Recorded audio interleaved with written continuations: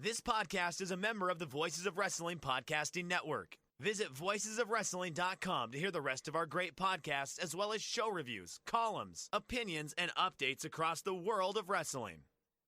Here we go!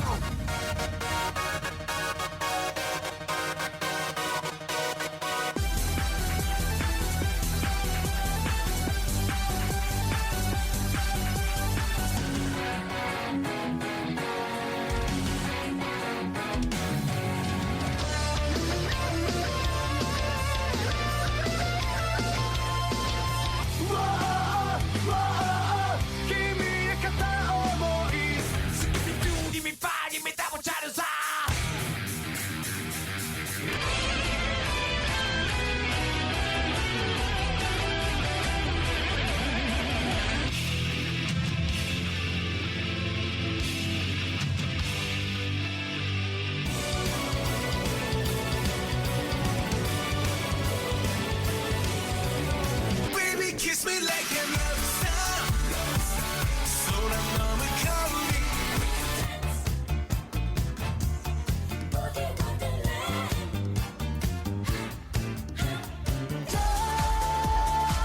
Tengo sus noches y su pasión.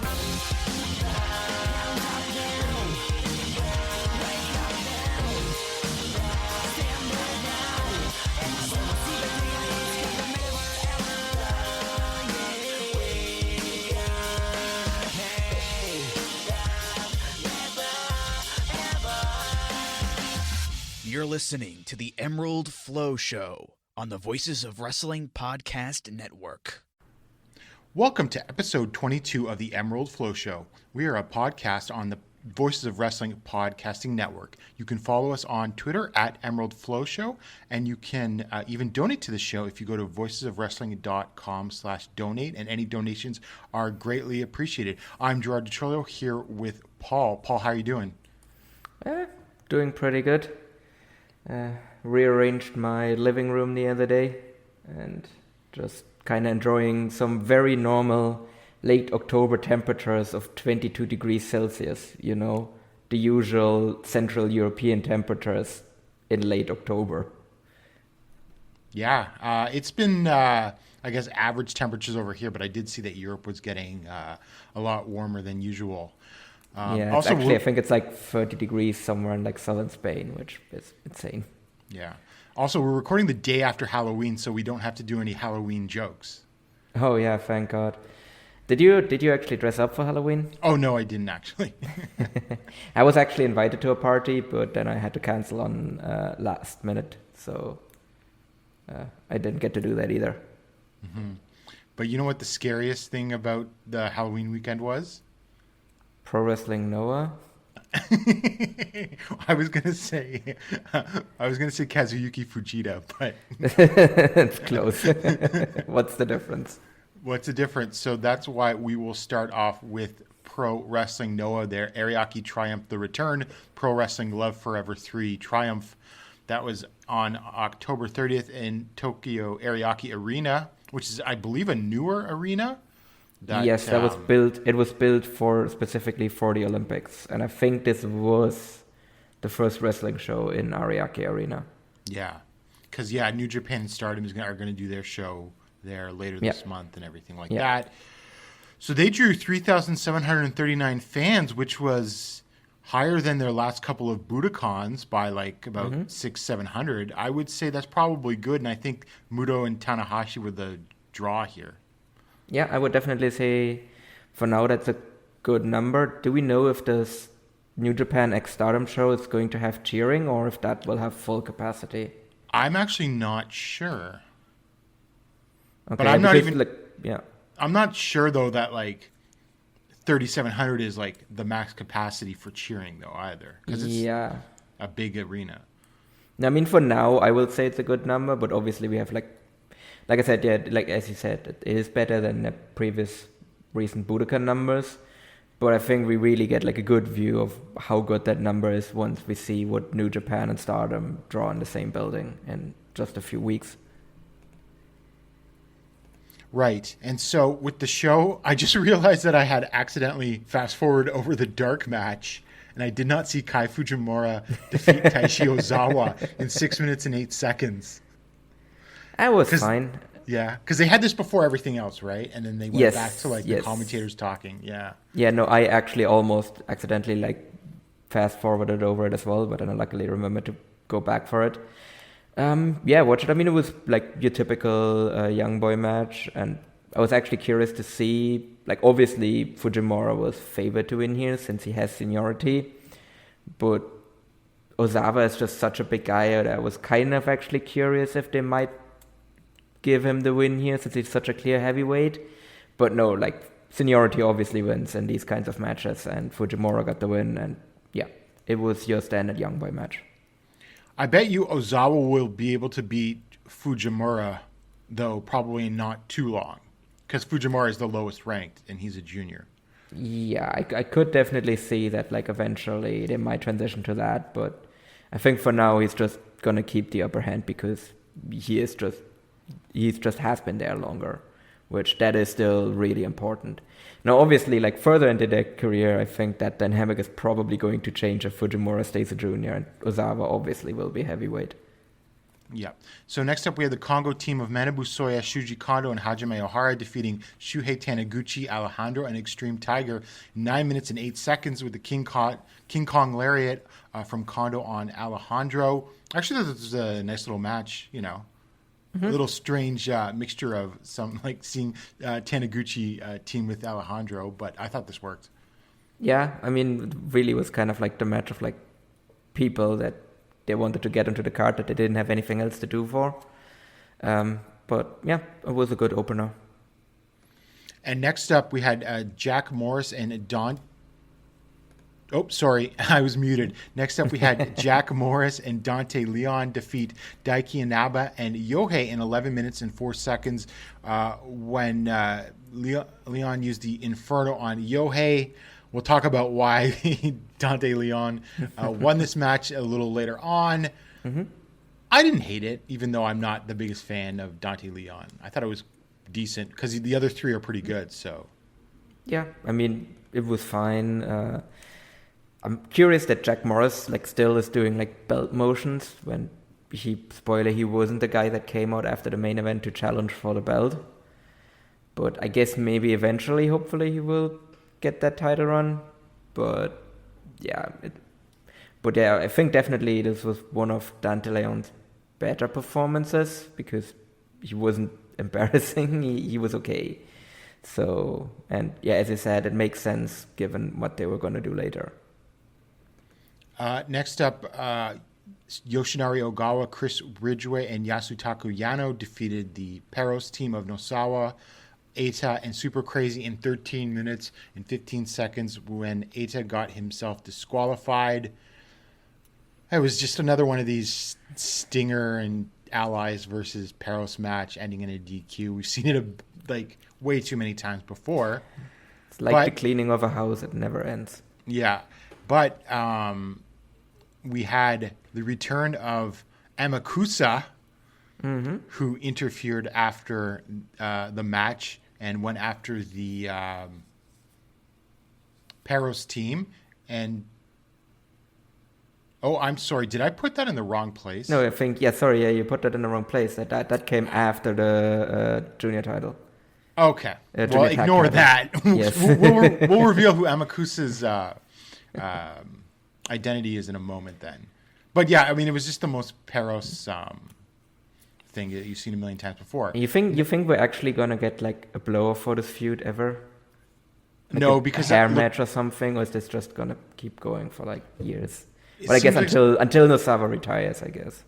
Quote unquote retires. I was thinking that Dragon Gate Noah joint show on the 11th. That doesn't look like anything there is blowing anything off. No. I mean, I guess now a blow-off would be an Ogawa Eita hair match or something like that. That would be kind of fun. That actually would be good fun, yeah. But I don't know. This has been going on legitimately for 8 months at this point. Yeah, I think it's getting up there because it was early spring, right? I think you can go all the way back to March or maybe even February. More or less since Paris formed, really. Yeah. So it's like, yeah, well, the problem is these feuds in the junior division go on way too long. Yeah. Okay. So next up, we had Hideki Suzuki and Naohiro Dr. Wagner Jr. defeating Masato Tanaka and Masa Kitamiya in 11:54 when Wagner Jr. pinned Kitamiya with the Wagner driver, which I guess was a bit of a surprise, but it's setting things up. But, you know, I thought this was okay. Mm-hmm. I would actually like to see Tanaka and Kitamiya do like more stuff together. I think they actually could be a really good tag team. They would fit together because Kitamiya's last tag team partner mysteriously disappeared. Yeah, I don't know where he went. It's maybe we're gonna have to look into the stand-up comedy circles in like the north, in like the Midwest, and maybe we'll find some information there. What's the deal with Masa Kitamiya? What's the deal with this protein powder? All right. And then finally we get to the GHC Junior Heavyweight Tag Team Championship. Atsushi Kotoge and Seki Yoshioka defeated Tadasuke and Hiroki in 13 minutes and 8 seconds with the Kumori Suri Otoshi from Kotoge on Hiroki for their first defense of the junior titles. I thought this was pretty darn good little match. Didn't like reinvent the wheel with dynamic junior action, but just really solid. Yeah, I think that really sums up, I think, these teams in general as well. As I said, it didn't reinvent the wheel. Like, probably not really going to remember this match, to be honest, but I was also just like sitting there, I was like, and then I was like, yeah, that was good. That was a perfectly acceptable title match. And yeah, the Kongo versus Kotoge and Yoshioka feud continues as well. Yeah, and well, once again, I think Yoshioka is just great and just underrated. And I think Kotoge and Yoshioka could, like, I really like Tadasuke, and Hiroki is serviceable, but I think Kotoge and Yoshioka could probably have an even better match against a different combo for sure. Yeah. Well, to be fair, the question though is Kondo and is Kondo and O'Hara, is that going to be the right combo to get a better match out of them? No, because Kondo is certainly good, but not so much as partner. Yeah. So then we get Amakusa's return when he came and attacked Kongo. And if you're wondering who Amakusa is, it is the returning How finally after 3 or 4 months away, I believe. Mm-hmm. And he's got a completely new hairdo because he took the time to grow it out. Yeah. To be fair, I actually like it that they actually, in this case, took their time to actually bring him back. Because they obviously could have just like immediately brought him back under a mask or something and just done it this way. But I did like that way the stipulation actually feels a bit more weighty and he comes back with a completely refreshed gimmick and everything. So I actually did like this run in here, and yeah, I'm curious to see what they're going to do with him going forward. How was definitely gone longer than several of Terry Funk, Ric Flair, and Leo Rush retirements, I'd say. Yes, absolutely. That was, like I said, that actually felt like they kind of respected the stipulation a lot more than other people have done when they've done similar steps. And then next up, the GHC Junior Heavyweight title, Ninja Mac defeated Hayata in 11 minutes and 23 seconds via referee stop because he did sort of like a sunset flip bomb to the outside that dislocated Hayata's elbow, and they called the match. I think Mac was winning this one anyway. Yeah. And I actually thought this was like on trending to be like Hayata's best singles match in a long time before the stoppage. Mm-hmm. Yeah, no, I think, and it also helped that he was in there with like someone like Mac, who's just insanely athletic. Mac used to be a Cirque du Soleil guy, right? I believe so. That's what I'd heard. Yeah, because I actually went to a Cirque du Soleil show on Sunday, and they're all kind of like crazy athletic like that, like him. And I actually would wish that wrestling would like recruit more people from there, because I think there's some people in it that like, if you see kind of the path that Mac has taken, like I would hope maybe they're going to recruit more there from going forward. There were also some people in there that would be like some insane bases as well for like high flyers. So really I hope that maybe Ninja Mac will like convince more of his former colleagues to join, and then we could see some absolutely crazy matches coming out of that with him in there. Yeah, I was just going to ask if like you scouted any of the Cirque du Soleil people and were like, well, that person could be a wrestler and that person could be a wrestler? The ones that were really noticeable for me, like they had this like high flying act basically, where they had these like Mark Davis looking motherfuckers just like throw the women around, and the women were like doing like all kinds of crazy corkscrews and everything. And definitely like the women's like athleticism was crazy as well, that they were like able to like do all of these like crazy rotations. But you just looked at these dudes, that's what I mean, like they would be like, one of these alone would be like a perfect like wrestling base for like high flyers to just do all kinds of like crazy stuff. Like if you get them in the ring with like a commander or an El Hijo de Vikingo. So I think those guys would actually be really interesting if one of them would be interested to start wrestling.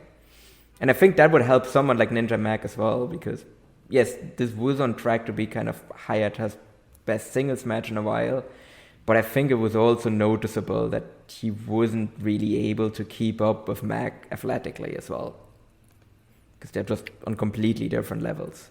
Right. That did stand out a little bit, but I still think Mac did a really good job trying to carry Hayata. And I don't think, or I should say, I think Mac was winning this, so I don't think this was some big botch in the booking either. Oh, yeah, no, and I also don't fault Mac here at all. Like, if he's that athletic, like, he shouldn't have to hide it as well. Like, if I'm Noah, I would actually aim to bring in someone that is on a similar level to Mac in terms of athleticism. Like, for, like, I don't know, like Budokan or something, I'd try and get in someone like Commander or like Vikingo or someone like that, and basically tell them, hey, you get like 15, 20 minutes, just go nuts out there. Yeah, definitely. Hopefully he does get like someone that can really go on one of those big stages. Because if you also notice, he was really over. Yes. No, I think that was really one of the things I will say maybe about the arena. I don't know if it was the arena, but it definitely seemed to suffer from the same thing that I think Tokyo Dome shows suffer from sometimes, where the sound doesn't really carry properly. But it was definitely noticeable that he was over. Yeah, I think there's no denying that. At this point, I'm just happy with any sound at all, so I don't really pay attention to how it carries in these venues yet, because this is pretty new. True. Yes, to actually hear cheering, yeah. It definitely revealed like who's over and who's not. Yes, I think that's what these shows are definitely showing when we actually have cheering now. And I mean, we're going to talk about it again, like what that revealed, for example, in like All Japan, now that cheering is like somewhat back there as well. And then next up, we had Masakatsu Funaki for the national title, defeating Kazushi Sakuraba via referee stoppage with a ninja choke for his sixth defense of the national title in like 3 minutes and 48 seconds, I believe. And look, I mean, I thought this started off well, and then they did the Funaki finish out of nowhere, which... all in all, I thought this was disappointing, especially given like how much they built up to this match. They did an angle, and then they did that like 25-minute match where Sakuraba submitted Funaki in the tag match, and then it was just over in less than 4 minutes. So I think as a storytelling device, this was very disappointing. True, yeah, especially given how they've built it up. But I will also say that if you do something like that, these are kind of the two guys to do that with. Because they just are kind of the shooters, so I think it is believable if they just have like a very quick go in, go out match. Like kind of in a way also like subverting expectations in a bit as well. And also I think these two are also generally better if they go shorter rather than longer. So I'm actually kind of happy that it didn't go too long. I guess that's an interesting point. I don't know. It just dawned on me just like how much they sort of built into it compared to like other Funaki defenses where they're just like, okay, here's a guy, you're going to face Funaki. True. They definitely put a lot more effort into it than they really have for like almost any other defense he's had so far. And then he but you know, in a way that's what I mean. Like they build it up all that way, and then you kind of expect this like epic kind of like long kind of shoot style match, and then it's just Funaki just beats his ass and just chokes him out in 3 minutes instead. Like I think you can do that every once in a while and actually have it be like a nice surprise. Yeah, but this reign's got to end. Oh no, yeah, but at this point I think it's going all the way until Budokan. Yeah, Oh, well. Next up for the GHC Tag Team title, Takashi Sugiura and Satoshi Kojima defeated Keno and Katsuhiko Nakajima in 21 minutes and 23 seconds when Kojima pinned Nakajima with the lariat. I really like this match a lot. I thought it was the best match on the show. You know, it was like hard hitting from what you would expect from these guys, kicks, lariats, suplexes, and the last few minutes was just like a great, you know, hitting each other with bombs, and then one of the partners getting in there to break up the pin and everything. Just really good stuff, like a 4-star match for sure. Mm-hmm. Yeah, no, this was, for me, was easily the best match on the show as well. I mean, these are 4 of the best workers in the company, so I think that's really unsurprising, and I think the result also is not really surprising either.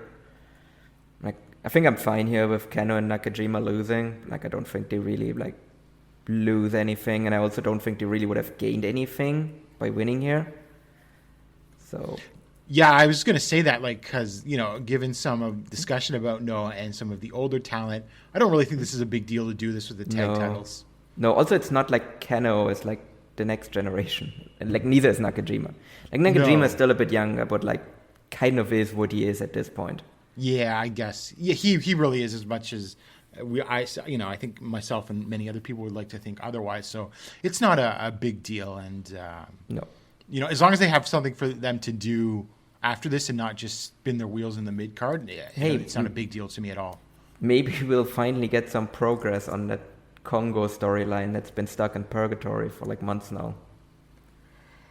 I mean, yeah, unlike some storylines in this company, I don't think Nakajima being in Congo has sort of overstayed its welcome to me. You can certainly, like, I wouldn't even blow it off at Budokan. I think you can get it into like several months into 2023 if you wanted to, no problem. Mm-hmm.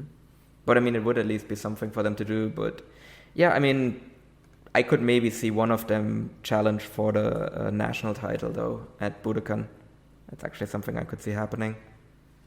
Yeah, I mean, Funaki leaving Congo might even happen first before like Nakajima, and that's assuming it's Nakajima that's leaving Congo. Because didn't we used to talk about how we thought maybe Nakajima would kick Keno out? Yes, I think that was also the feeling that I think everyone got when Funaki joined, where it's like Funaki and Nakajima are going to work together to kick out Keno. Because it was kind of weird, like if you remember how Funaki joined Congo, is he beat Keno for the national title, and then he beat him, and then was just like, also I'm going to join your faction now, thanks. Yeah, it was a little weird. So yeah, some sort of movement on the Congo storyline has to happen, I think, soon though. Yeah. And what do you think of the Sugiura and Kojima, that they're still doing the kind of miscommunication spots? It's their shtick, and it's probably gonna, like, this will probably go on a little longer, and they'll get a couple of defenses, and then I think the team will break up. Yeah. No, I think that's pretty likely. I mean, how long did the Violence Giants miscommunication spots go on before they finally pulled the plug on the team? Like a year too long. Yeah. I don't think they're gonna go that long though. I don't think we're gonna get this for like a year. Because I do love these two, and I was like, for now I'm still fine with it, but I'm also not gonna. I'm starting to get a little bit tired of the miscommunication spots. Yeah, I think for some of us it might just feel like a little WWE-ish, given how they've sort of can they coexist? Run that into the. Yeah, and then they're even doing that in AEW with like Swerve in Our Glory too. So it's just, I think it's just happening a lot in wrestling. And then next up, we had the Pro Wrestling Love Forever 3 Triumph on sort of the Keiji Muto countdown. Had Keiji Muto, Naomichi Marufuji, and Yoshiki Inamura defeating Hiroshi Tanahashi, Toga Makabe, and Tomoaki Honma in 20 minutes and 32 seconds when Marufuji pinned Honma with the Shiranui.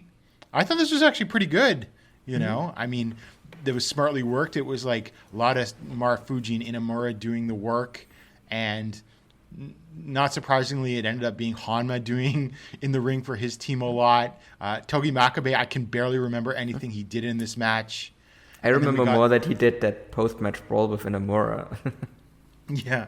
And then, we got the big like Tanahashi and Muto interactions that got lots of heat and everything like that. But yeah, I mean, it was a good match and it was structured well, I thought. I mean, it's not very surprising that a match with Hiroshi Tanahashi in it is very well structured. I think that's just something that he just incredibly excels at. But I think everyone kind of worked well for like their role in the match. I think Tanahashi sold really well for Muto as well, and it did like a lot of like callbacks to the stuff that they were doing like early in Tanahashi's career and everything. So that one to me felt like the most so far of like really like something that signifies a very specific part of Keiji Muto's career. Like much more so I think than really like some of the other kind of Muto retirement tour matches. Like this really felt like a proper like tribute to like a specific point in time. Yeah, definitely, because Makabe still would have been in a sort of like maybe Young Lion or just post Young Lion phase when that stuff with Tanahashi was happening, and then they brought up the fact that Hama was sort of like one of Muto's boys in like 2002, 2003 All Japan and everything like that. So there was a lot of history writing on that. So we might as well talk about the big announcement here. Talking about WWE earlier. Yeah. So they announced that Shinsuke Nakamura, name spelt in all caps, I might add as well, will be facing the Great Muta at January 1st at the Budokan, which I think took everyone by surprise. Yes. Although it's funny because Tokyo Sports ran this article being like, oh, it's a miracle. Nakamura was like, oh, it's a miracle that this is happening, what stuff like that, making it sound like, oh, WWE has changed with Mr. Paul Levesque in charge. Yes. But Paul, what happened in 2018, do you recall, with WWE and Noah? Well, I mean, there was this one kind of very unknown wrestler, I think called Hideo Itami. I don't know what really became of him afterwards, but he had like a really big match with Marufuji in Noah for Marufuji's anniversary. I think it actually really kind of saved the company at the time as well, because they might have gone out of business if they didn't like sell a lot of tickets for that show, which this mysterious Hideo Itami figure helped them out with a lot. Yes. So I think but I just thought it was so funny that they're spinning this as like the new WWE. Yeah. I mean, what I'm more interested in is what people were like, well, because this whole Hideo Itami thing happened and then Kenta popped up in Japan not that long afterwards, if this might mean that Nakamura is on his way back to Japan now as well. Well, Nakamura seems to be a little more happier in the States doing his surfing and training at the problematic BJJ gym. Yeah, true. And also, I mean, at this point, I'm not sure, like, I don't know, but I haven't seen a Nakamura match in forever because can't be bothered to watch WWE. But I would say, from what I've heard, it's probably for the better as well. Well, it's also being against Great Muta, so I don't have high expectations. Well, to be fair, I think it's going to be a lot of shtick, and I think that's really all the match needs to be. Like, I'm not expecting like an in-ring classic 4-star match here. Like, it just needs to be like Muta does the Miz, like Nakamura does all of his signature stuff, and you just get in and out in like 12 minutes or whatever. Yeah, and I assume Nakamura wins. I guess so. I mean, it is still Muta. Yeah. But it'd be funny because I believe that would then be 3 singles matches in their career, and Muto or Muta has won all 3. I mean, that seems very on brand. Yes. But then again, I mean, yeah, maybe in that case it would actually make more sense if Nakamura does win. And also, there's still one more Muta match after this before he retires the gimmick, featuring Sting. Actually, what do you think of the conspiracy theories that basically they announced the Muta Sting match and he popped up on Rampage, and that's when WWE made the call and was like, hey, do you want Nakamura for a match in Budokan? Oh, I don't think that's how it happened, but I saw people speculating, is Muta going to pop up on WWE TV? I mean, that would be very interesting, yeah. I don't think that's especially if he happen. does it this year, then he would really be the. Well, actually, there's more than one person, but he's definitely. Well, he would join the the hallowed halls with people like Cody Rhodes. Yeah, because I was saying because he would really be the only other person that popped up on AEW first and then go to WWE basically. This year at least.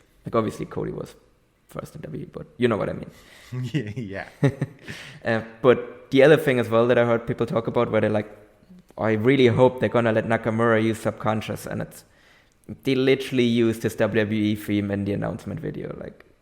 You can hope for Subconscious, but look, it's gonna be his WWE theme. Yeah, I know. It's just how it is. Look, by WWE themes in the last few years, his is pretty good, all things considered, I think. Yes, it is. It is one of the best themes, I think, that they've made. It's just, I think Subconscious is just an all-time great theme, but no, we're gonna get the other one. Yeah, I mean, the fact is they're billing him as all cap Shinsuke Nakamura. This is WWE Shinsuke Nakamura you're getting. Exactly. Yeah. But I'm wondering though if he will have some special costume or anything like that, since it is a pretty big show. Yeah, maybe he'll wear some makeup or something to sort of go up against Muta or something. I could see that. The great Nakamura. Yeah. So, yeah, I guess I mean, we'll talk about this after the main event too, but this is the real main event and draw of that show. Yes. Which sort of makes me curious who's going to be facing the champion on that show. I mean, I was still thinking that maybe it is going to be Kano still. That's very possible. If we really want to make this because this year that was Noah's, I would still say was Noah's really kind of biggest show of the year. It was their best show, that's for sure. Mm-hmm.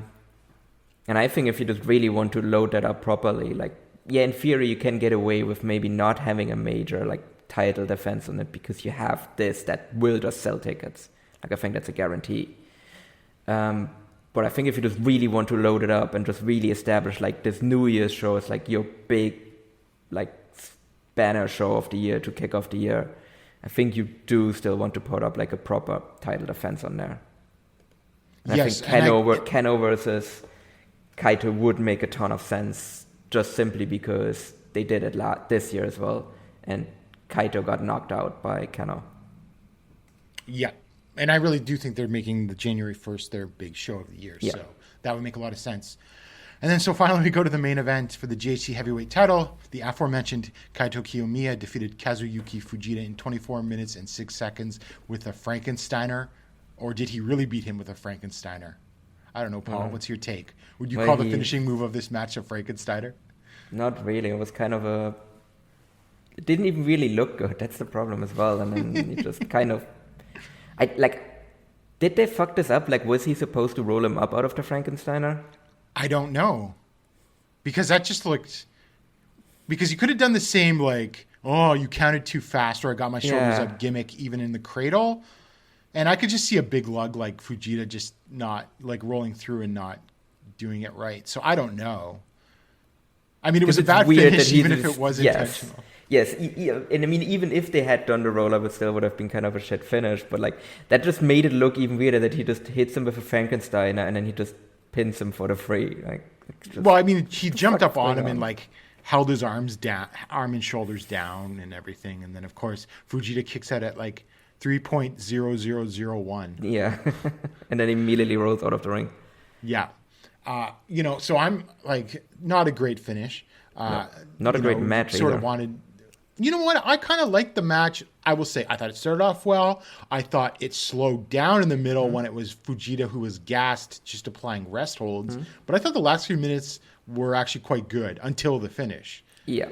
So, I mean, I was just so incredibly bored with the middle part. There was just absolutely nothing there. And I think, we can blame some of that on Fujita as well, obviously. As you said, he was gassed and all of that. And obviously he has to get his ego in where he just has to dominate the match.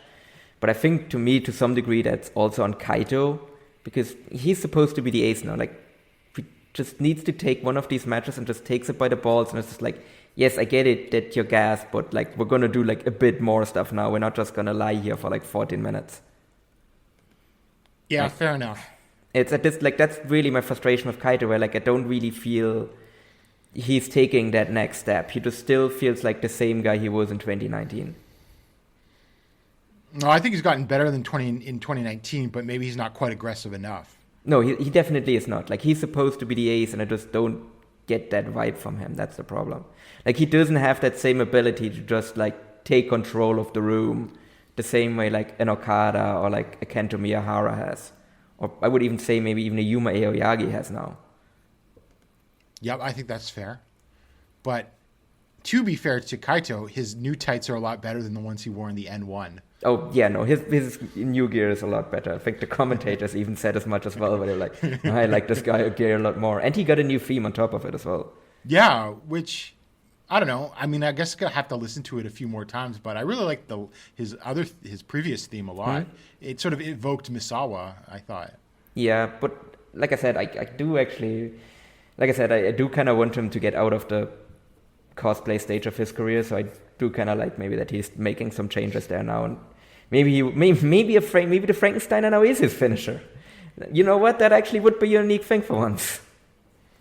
Well, most of the other people he will be facing can probably take a Frankensteiner, so that would be fine. Yeah. And then after the match, Hideki Suzuki came out with Timothy Thatcher and challenged Kaito to crickets. Absolutely no heat for this. Yeah, I mean, to be fair, it's also not like Thatcher has really been around all that much. No, he hasn't. And then he just challenges and it's like, well, I'm undefeated. I guess that's a good enough challenge. I mean, I don't mind it. Like, obviously, like, I think it'll be a great match. I like it, but yeah. I mean, I don't mind it as like just like a throwaway title challenge on like a Korakuen Hall show. It's going to be a great match. Oh, for sure. Because I can definitely expect it to be like similar to the Hideki Suzuki versus Kaito N1 final. Yeah. So we go next to that Korakuen Hall show where the title match is happening, and it's a pretty loaded show. And I think it's gonna, like, I know people are like skeptical of certain things about Noah right now, especially given the finish of the main event and their numbers in Korakuen lately. But I think this will probably has a good chance of actually drawing their largest number to Korakuen in a while. I mean, it's by far the most loaded Korakuen show they've done this year. Yeah. It's not even close. For the GHC Heavy title, it's Kaito Kiyomiya versus Timothy Thatcher. For the national title, it's Masakatsu Funaki versus Hyo de Dr. Wagner Jr. For the GHC Junior title, it's Ninja Mac versus Dante Leon, which, you know, I'm sure it'll get over in some way. And then for the GHC tag, forgot to mention, Muhammad Yone and Akitoshi Saito of Funky Express came out to challenge after their title match at Ariake Coliseum. So that's happening, which is quite the throwaway tag title match. And then Atsushi Katoge versus Seki Yoshioka versus Suji Kondo and Hajime Ohara, which I expect to be probably of similar quality to the Ariake match. Because, you know, you still got three good guys, even if Ohara isn't really doing much these days. Kondo's still great. And then listed as a dark match, Yoshiki Inamura and Kai Fujimura versus Yasutaku Yano and Daishi Ozawa. Yeah, trippy. Which, you know, Inamura on dark match duty with a bunch of rookies. Yeah. I don't know. So, but, I mean, like, for example, for the tag match, I honestly don't mind having a Funky Express title challenge. And I think it actually should be a pretty good match as well. Yeah, I mean, if they keep it to a reasonable length of like 15 minutes and they just hit each other real hard, that should be good, yeah. Yeah. And I mean, like I said, like, all of these are more or less like throwaway title challenges. I think the junior tag title is about the only one where we could even reasonably expect a title change. Yeah. Like, I think all of the other ones are pretty much like guaranteed. How I don't expect any title changes unless they feel like they need to change the junior title just to make it seem like, oh, we can do title changes on Korakuen or something. But it would feel like such a waste, though. Yeah, it would, and just I don't expect it. Roll with the hot hand and Ninja Mac and not his like buddy. Yeah, so, no, I'm not expecting it, but no, but to be like, as I said before, like, this is like a really loaded show, so like, Noah hasn't been drawing well, but like on this one, like, I think we can reasonably expect us to break 1,000, right? Like, I think it's a bad sign if they don't. Unless it's a it is a Thursday night. like, so the weekday Korakuens don't do great for any company generally, or I should say don't do as well. Yeah. But I don't know. I think 800 to 900 is what I was thinking. Like that's significantly over what I think 700 was their highest. Under 700, yeah. I think it was 690 something. Yeah. So I'm predicting like 800 to 900. 800 to 900. I wouldn't call 1,000 out of the question though. Because like I said, like this is like super loaded. So yeah. Well, I mean, assuming that Korakuen Hall is where the hardcores are, like it with the New Japan fan base, I think they will turn out for a Kaito defense. Yeah, exactly. Like that's what I'm thinking. Like not just a Kaito defense, but like really kind of any kind of title match. It's not like Korakuen Hall has gotten any title matches recently. So like the fact that they're getting all title matches, I think. If you can't manage to like draw well with that, then really kind of Korakuen is kind of a lost building at the moment. Yeah. And then the next day in Korakuen Hall on November 11th is the Dragon Gate crossover show. So on that one, I think this is the match order. And so the main event, I think, is Shun Skywalker and Tadasuke versus Amakusa and Takuma Fujiwara, which should be very good, I think. Oh, yeah, that should be insane. Next up, we have UT and Jason Lee versus Atsushi Kotoge and Dante Leon, which is funny because this could be incredible, but it could Leon could also drag it down. Dante Leon in the Dragon Gate ring is going to be an interesting sight. Another match that has greatness on it, Kaito Kiyomiya and Yuki Yoshioka versus Keto and Kota Minoura. Yeah, that has very much the potential to be just the best match on the show. And then we take, debatable how this turns out, but Ryo Sato, Genki Horiguchi, and Nosawa versus KZ, Jackie Funky Kamei, and Yohei. Does this end in a DQ? I mean, it might. Or it should end in a monkey flip. It's real. Yeah. And then I think you can tell where this match is going. Dragon Kid, Alejandro Dragon Dia, Extreme Tiger, and Ninja Mac versus BB Hulk, Hio, Diamante, Hajime Ohara, and Hiroki. I mean, Diamante is going to have a lot to do in this match. He is going to be there to, like, have a lot of people flip around him, basically. It's very much what this match is built around. And then in the only singles match on the show, it's Yamato versus Seki Yoshioka, which should be pretty good. That one could actually be the main event. Like, I don't know if this is the match order or not, but, like, surprised that this match isn't the main event.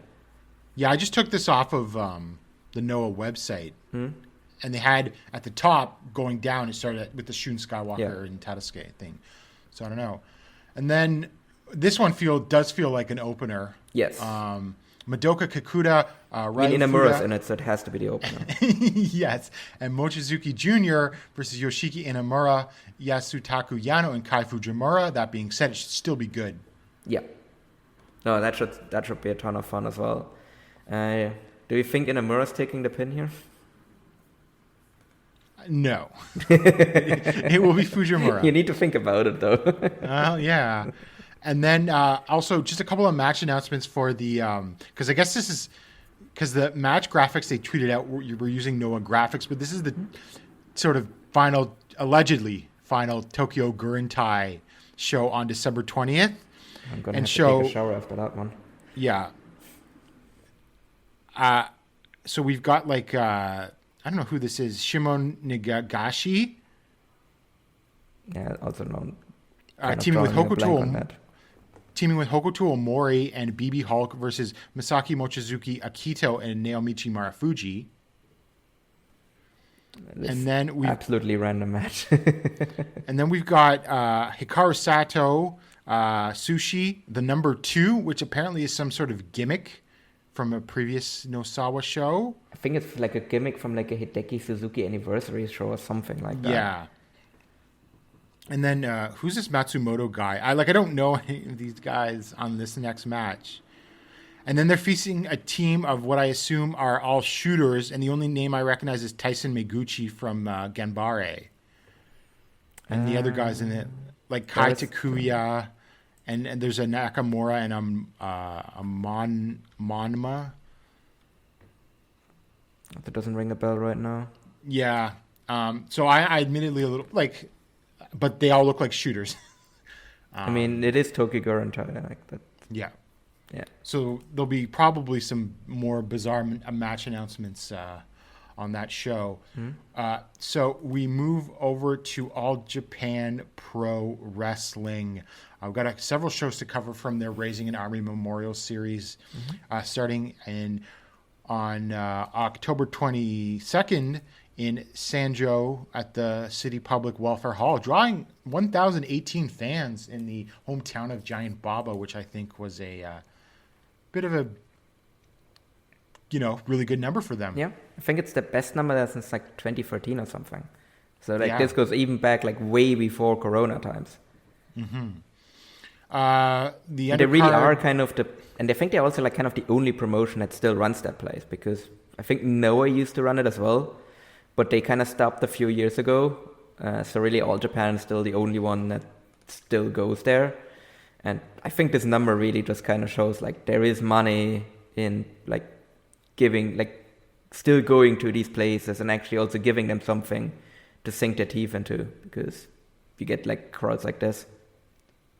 Yeah, definitely. So we open with Tajiri and Takuro Nikki defeating Izanagi and Black Mensaure in 7 minutes and 31 seconds when Tajiri used a cradle.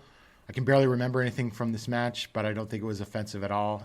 I think they actually sort of like worked seriously in this, if I recall what I wrote in my review properly. But, it was just an opening match there. Yeah. Next up, Shuji Ishikawa defeated Rising Hayato in 7 minutes and 49 seconds with a running knee lift. Wasn't thrilled with sort of having Hayato lose to a heavyweight right after his big title challenge, but this is a pretty good match for just under 8 minutes. Ishikawa was a good base. Hayato got in a lot of offense, and it was actually pretty good. Yeah, like it was fine. It's kind of shared those fears as well. It's like he's gonna lose a match right out of the gate, but Ishikawa actually gave him a ton. Like, especially given how short the match was as well. Like, he very easily could have just dominated him for 7 minutes and pinned him, but he actually bumped for him a bit, and so I think it was fine. And then Jun Sato and Rei Sato defeated Hikaru Sato and Dan Tamura in 10 minutes and 31 seconds when Rei used a drill-a-hole pile driver on Dan. I think this is just to establish that they're above the All Asia Tag titles, which is a questionable move, I think, considering this match wasn't very good. No. I think it really exposed the Saitos here because Sato and Tamura are not sort of the opponents they should be facing.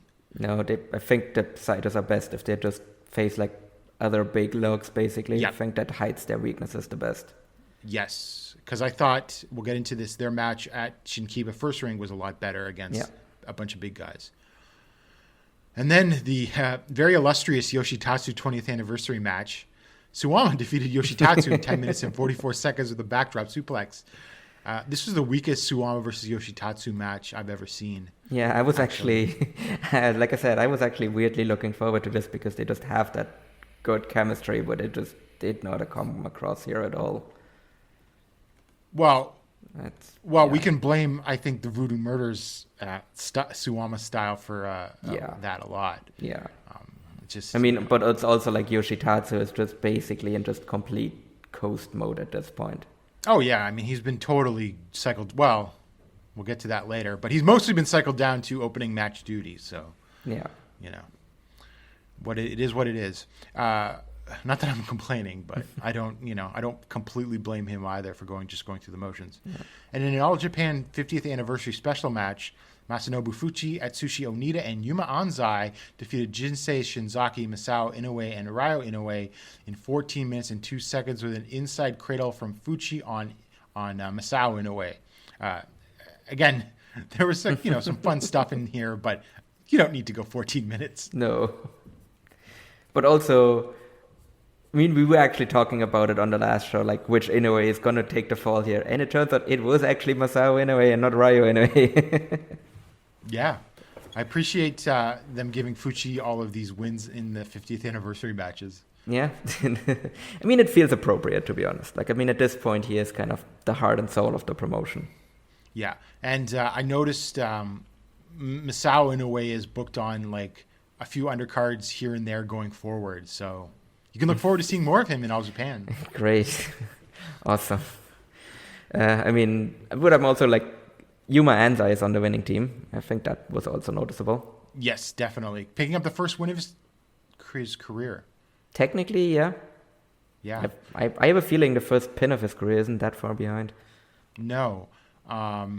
It's also funny because remember when Noah stopped using Masao Inoue for a bit and then he started popping up in All Japan again, I think like 2018, 2019? Yeah. Do you think like at some point, like 6 months from now, Noah will just call him back? Maybe. Because they've done that several times, it seems. Like, okay, get out of here. Oh, you can come back. What do you even do in Noah? Well, he's Funky Express. I guess. So you just... true. You can just put him back in opening match duty and he just pops back into All Japan in 2 years. Why not? Yeah. Sure. As long as it's just like an opener, it's whatever. Who cares? Yeah.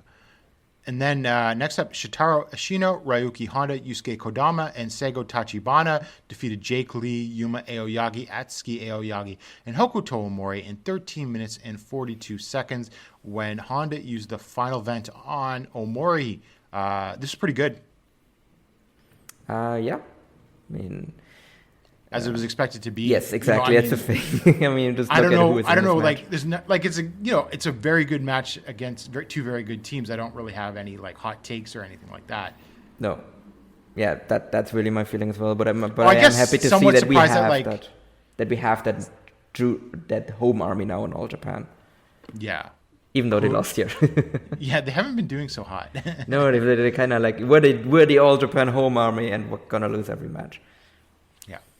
And for the Triple Crown, but also Takao Omori's 30th anniversary special match, Kento Miyahara defeated Takao Omori in 24 minutes and 41 seconds with a shutdown German suplex. I really enjoyed this. I went 4 stars. I thought they worked hard. Omori, worked as hard as he could at this point. Yes, he moves very slow, but he hit all of his big moves. They did the spot where like Miyahara sort of beat the crap out of him and Omori collapsed, and then Fuchi gets on the apron and like looks like he's about to throw in the towel, but then Omori comes back and hits quite a few big moves that get some pretty darn good near falls, but then Miyahara finished him with the shutdown German, and I thought this was a pretty fitting match to do in a place like Sanjo for the 50th anniversary, actually. Yeah. I think, Takao Omori really went all out here, as much as he still can. I think it was also like an amazing performance for Miyahara himself as well. Like, I think when necessary, he sold all of Omori's stuff incredibly well, but then he also like went in on him like really, really viciously. Like, as you mentioned, like that spot with Fuji, I think that to me is like the most memorable portion of the match, where I think it also just showed like Kento's dominance as well, where he just beats Omori like so hard that his corner's just like so close to just basically be like, okay, let's just stop this because you might actually hurt yourself here. And then he just is like, no, and he just shows that fire, and he just still tries to come back, but then Miyahara is just better. He's just younger, he's faster, he's stronger, and he just beats Omori definitively. And I think there's also like a fitting end in a way for like, obviously it's not the end of Omori's career, but I think like this is like the end for him as a title challenger in any way. Like, this assuming is there's not very another split likely in the company. Yeah, true, it is All Japan. But if everything stays the way it is right now, then this is going to be his last ever Triple Crown match. And it should be as well. Like, I don't think he's going to be able to outdo this one afterwards. No, definitely not. But it was good, and it gave me a little warm feeling inside to see. Yes, no, it was like it was a very fitting like 30th anniversary match. Like, they did that about as well as they could, and I think they also like basically made the spirit of Giant Baba proud with this as well. Yeah. And then we go to the very next day on October 23rd at Osaka Edion Arena number 2, drawing 689 fans, which I don't know if it's fantastic, but it's a little higher than some of their recent shows in this venue. So the opening match was Yoshitatsu and Tajiri defeated Izanagi and Black Menso Ray in 6 minutes and 31 seconds when Yoshitatsu used a cockroach driver on Menso Ray. And I wrote down this match was, in my review on voiceofwrestling.com, this was wrestled very straight and serious. And as we'll talk about later, I then realized why. Yeah. But it was fine for what it was. Yeah, especially because this would lead to a title challenge. Actually, two of them. Yeah. And then next up, we had Jun Saito and Rei Saito defeating Yuji Nagata and Yuma Anzai in 10 minutes and 41 seconds with a Cobra clutch slam from Jun on Anzai. This was definitely better than the match the day before. Yeah. Because Nagata and Anzai were better suited for them. I wouldn't call it great, but it was perfectly acceptable. Yeah. I think Anzai kind of sold off as like selling here as well. Yeah. So I think it's definitely already clear that he's like actually pretty good at that as well, and he's only going to get better at it going forward. Like, is he already better than both Saitos? I would say so, yeah. I don't think he's... Yeah, I think technically is. If you put Rei Saito in with Miyahara and you put Anzai in with Miyahara, I'm pretty confident that Anzai would have a better match. Yeah. But they would be very different styles, right? Yes. Like this is why this is why despite everything I still like the Saitos because they're different. Yes, they have that retro sumo style that has sort of disappeared mostly, well not completely, but it's not as prevalent in like Puro as it used to be. Yeah, because I was about to say we just need to kind of take a look over into DDT to still see someone doing it there and being quite significantly better at it. But Oh, and they've also got Yuki Ishida too, who does the sort of little guy sumo gimmick, who I really like too. Yeah, no, but they do feel different in All Japan, and they are big guys, which has always been like All Japan's forte. Yeah. But thumbs down to All Japan TV for silencing Dream Warriors on their entrance. Yeah. Unacceptable. Unacceptable, yes. Next up, we had the All Asia Tag Team title match. Hikaru Sato and Dan Tamura defeated Yusuke Kodama and Seigo Tachibana in 13 minutes and 26 seconds with a Death Valley bomb from Tamura on Tachibana for their first defense of the titles. This was a fun little match. Very nice to see Dan get the win here too. This is about what I expected, like a 3.5, 3 3/4 match. Pretty good action. Yeah, I thought it was a little slow at first, but I thought it built up really well. Yes, and I was hoping that this was going to be the first defense of what was going to be a long title reign, but alas, we're going to talk about that when we talk about the next show. Next up, there's a lot to unpack here, I have to say. T-Hawk, El Lindemann, Issei Onitsuka, and Shigehiro Irie defeated Jake Lee, Yuma Aoyagi, Hokuto Omori, and Ryo Inoue in 10 minutes and 16 seconds when Onitsuka pinned Inoue with a spear. First off, obviously a great match. Strong hearts in All Japan in the multi-mans always deliver against, 4 very good wrestlers. But we got to talk about Jake Lee, a very popular topic here. Is he undergoing yet another character transformation? Because Probably. He whipped out and gave atomic drops to every member of Strong Hearts. And he continued to do it on the show that we'll talk about after that. So what's up with this? Friend of the show, Patrick, noted that Jake has debuted his anti-ass based offense. Is he going to be a giant version of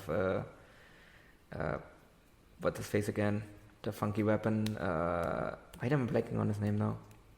In New Japan. Taguchi? Yeah, is he going to be like the tall version of Taguchi?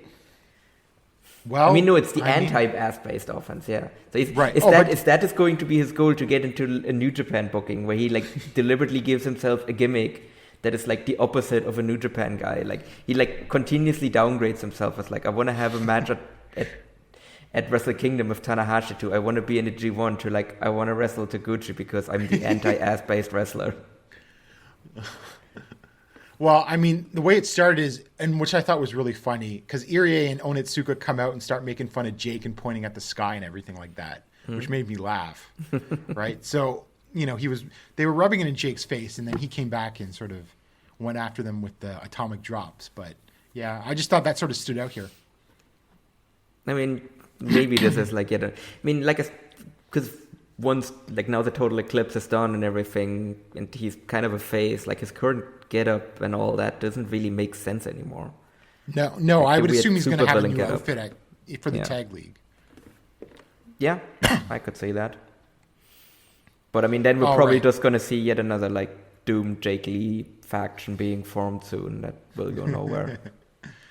And then next up was Takao Omori, Shuji Ishikawa, and the Bodyguard defeating Kento Miyahara, Rising Hayato, and Oji Shiba in 12 minutes and 2 seconds when the Bodyguard made Shiba submit to the camel clutch. I got to say, even though the teams were sort of mismatched by size, I thought this was actually a pretty good little match. Like, thanks to like Hayato and Shiba bumping around. I also like the reaction of Kento Miyahara to Bodyguard singing. Oh, yes. He just stared a hole in Bodyguard when he was coming out there singing. It was hilarious.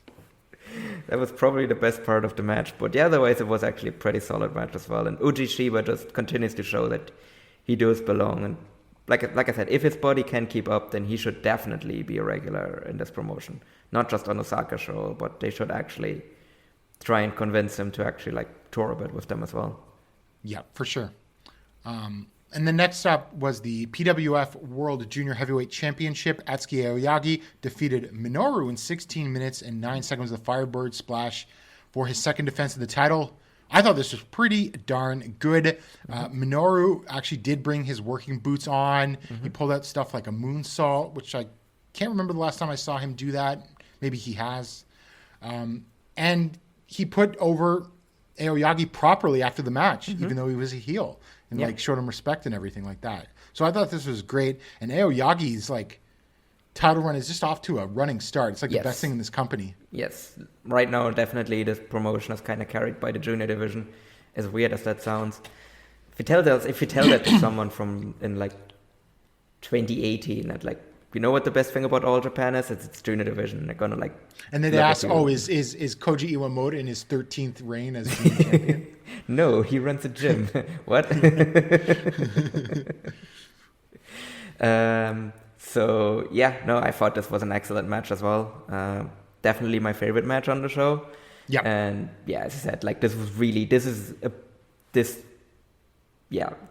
is going about as well as I really could have expected it to.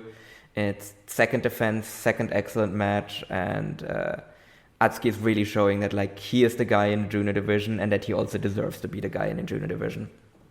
Absolutely, and I think it was after this match everybody came out, all the juniors, or at least most of the contracted juniors, in Hikaru Sato, who's technically a freelancer, and then Aoyagi said, "Oh well, let's have a tournament." And so, yeah, we'll get to that in a bit. But there's going to be a junior battle of glory going on at the same time as the Real World Tag League, which has its pluses and minuses, I think. But we'll discuss that in a minute. And then next up, the World Tag Team Championship. Suwama and Kono defeated Shotaro Ashino and Ryuki Honda in 15:39 when Suwama used a backdrop suplex against, of course, Ashino. Of course. And the champions failed in their fifth defense. This match was shit.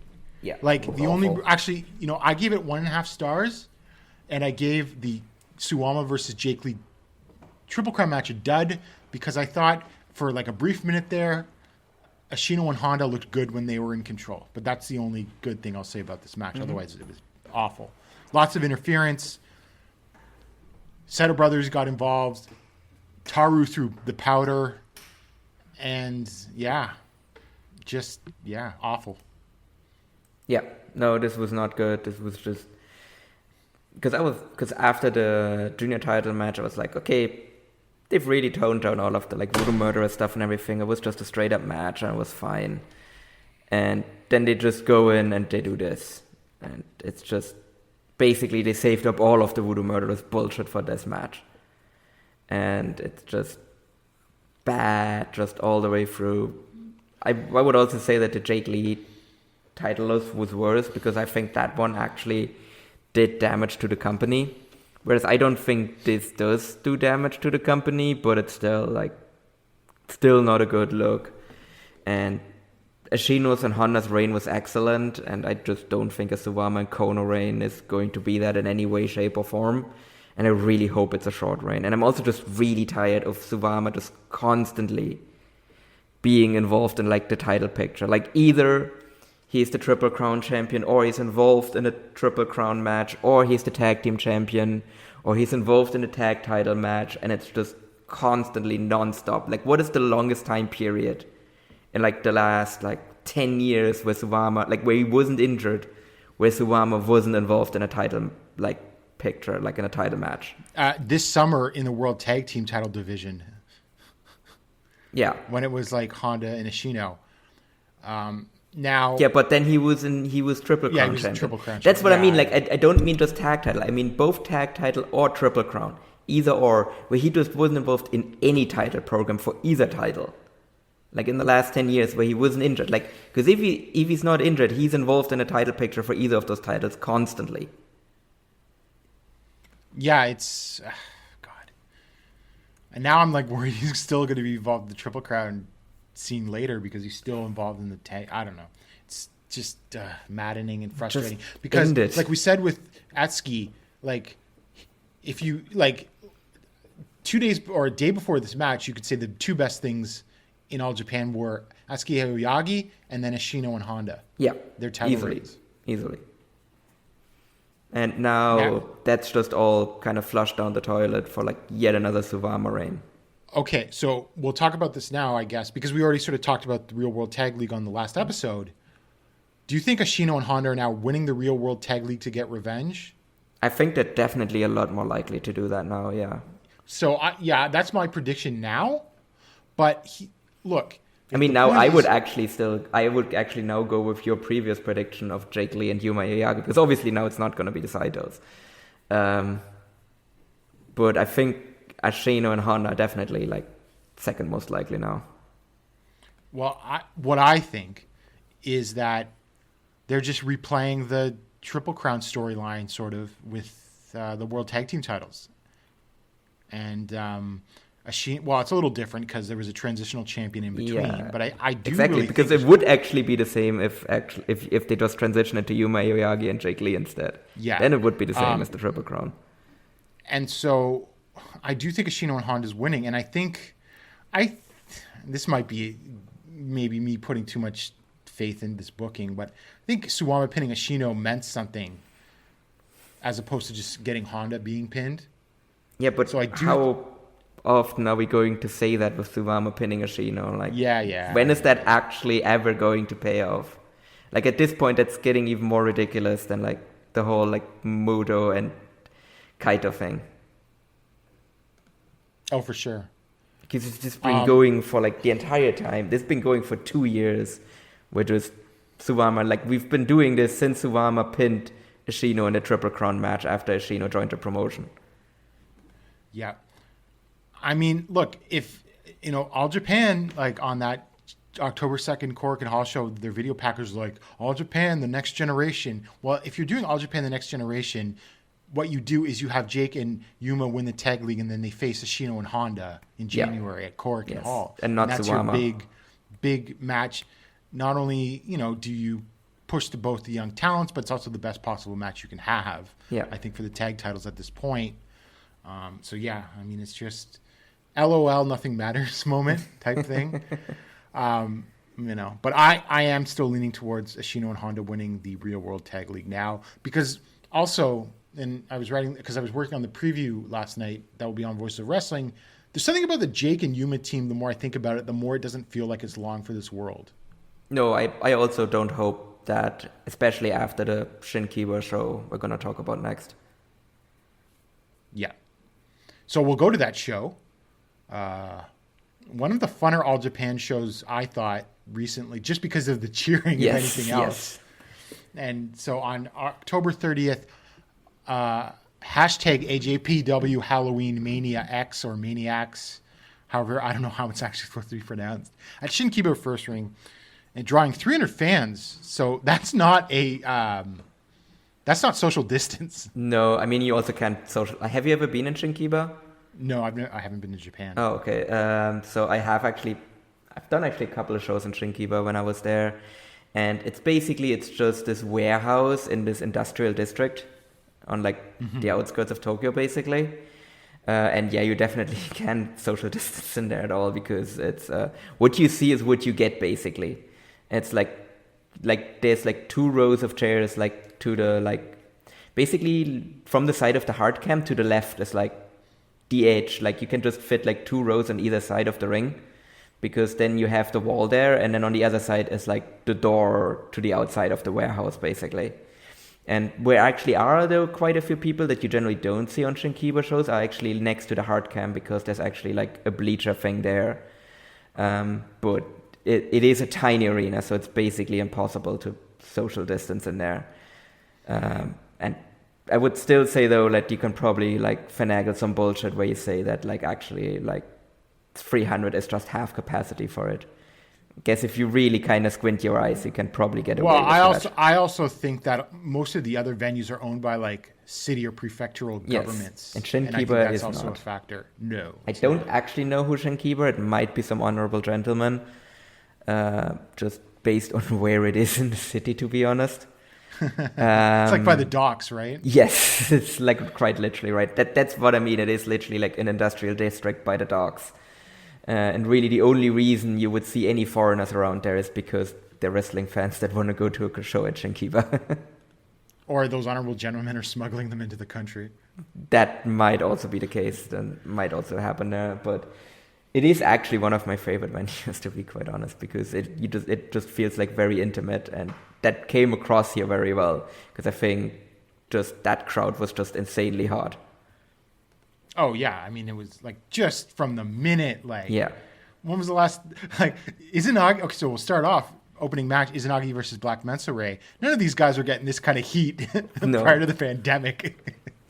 Like it's too bad that they actually muted Black Mensa Ray's theme song, because I actually would have loved to hear like the people actually do like the shots call with him, because I would assume that they probably did that. Yeah. So opening match. 10-minute draw. Yeah, I mean, you've seen this match a billion times before between these two. Perfectly acceptable wrestling. Next up, Shotaro Ashino and Ryuki Honda defeated Takao Mori and Masao Inoue in 7:27 with an ankle lock from Ashino on Inoue. Just a match to try to get Gungnir of Anarchy's heat back. Yeah. Thought it was fine for what it was. Yeah, no, definitely. But, I mean, yeah, we'll see what happens with them in the real world tackling. So former partners collide, and Hokuto Omori defeating Yusuke Kodama in 6 minutes and 48 seconds with the Muso Isin. I think I was sort of disappointed with this match, just given their history and how short it was.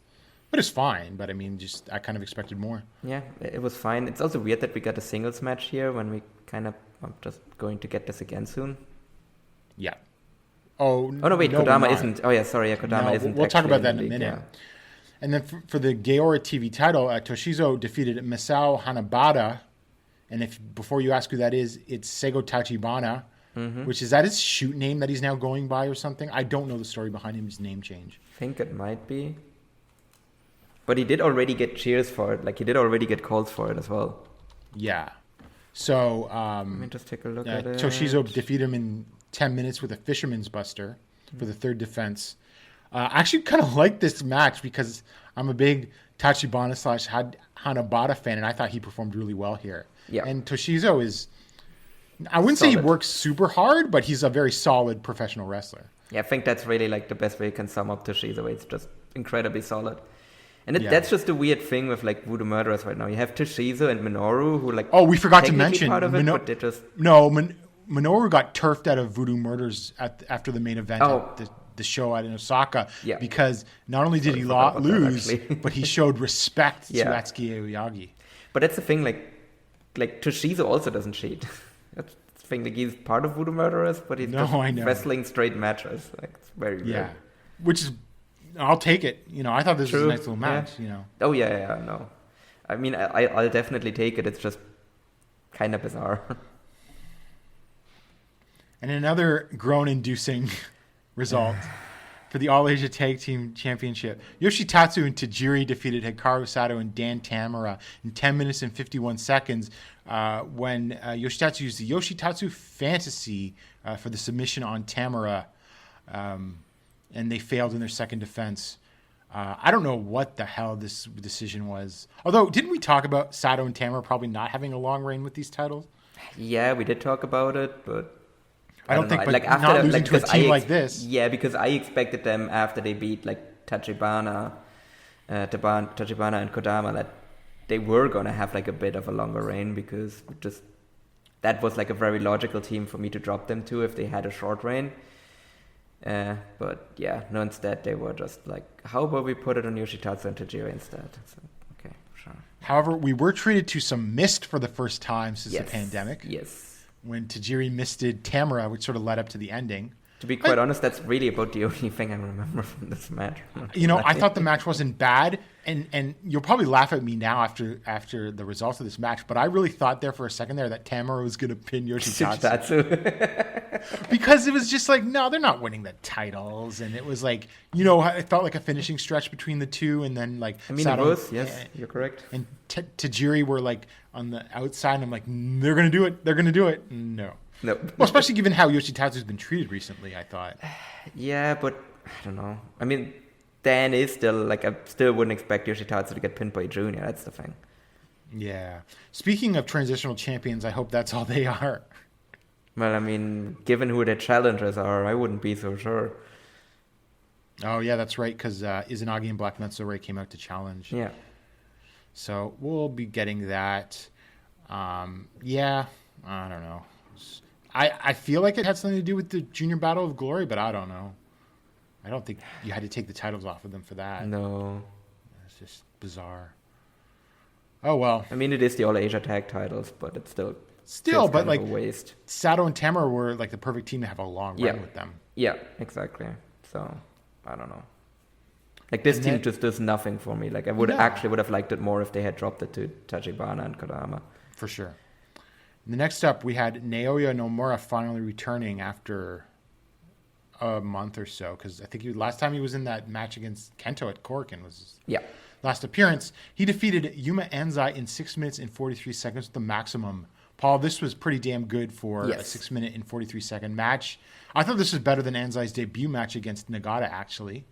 Yeah, I would say it's his best match so far. Yeah, and I mean, Nomura certainly like roughed up Anzai quite a bit, but Anzai got a lot and even kicked out of a spear. That got a big pop out of the crowd. Yeah, I actually expected that to be the finish, honestly. And yeah, that crowd actually went nuts for that kick out. And Anzai's, I guess we should mention, like, everybody's over, but like, did you notice how over Ashino was? Yeah, Ashino was super over. Like, there was another guy that I was like, I expected him to be over, but I didn't expect him to be this over. But we're gonna talk about that later. But Anzai is definitely over, and as is Nomura. Like Nomura, like I just need really because I thought Nomura got a pop, but I don't think he got as big a pop as I was expecting.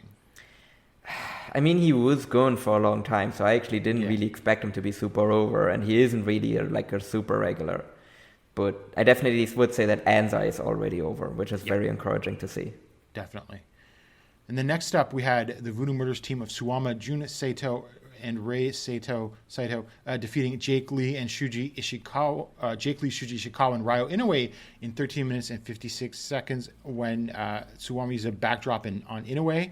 I just thought this was actually kind of decent match. Yeah. And the Saitos worked a lot better against Lee and Ishikawa. Yeah. Yeah, like I said, they just really need to like face big guys, and that's all they should face. Which is why I think the Real World Tag League will be good for them. Yeah. Because it's mostly big guys. Yes, exactly. So I think they're actually in for like a solid tournament. They're obviously never gonna be like great, but like if you put them in there with the right guys, they can have like a decent match at least. Yeah.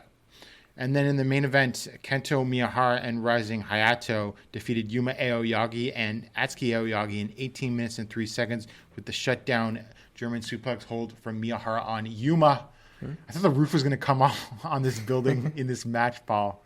Everybody was so over. Hayato was even more over than I expected. I expected Atsuki to be, but Hayato was a nice surprise as well. Yeah. It's I actually had like a tear in my eye when the Kento chants rang out. Oh my! Like, oh that my crowd God! So was did just I. basically That was sitting there for Kento the chants. entire time. Oh, I also. This is funny. I should have mentioned this earlier, but in the first match, when they did the Kohei call, when he got announced as a Yeah. referee, that also warmed my heart. Yes. I was like, Tremendously. I'm happy that like WADA stuck around at least to get like until they could do the Kyohei call again. I was like, that made me like, I have my problems with him like being like the slowest ref now, but like I was so happy to hear that again, and like that his career as a ref didn't end to like where crowds can't do that. So yeah, and then the Kento chants just, and you could see it on Kento's face in the ring as well when he like was just like, oh God, so happy that they can do this again. Like it was so obvious that everyone was just missing this so much.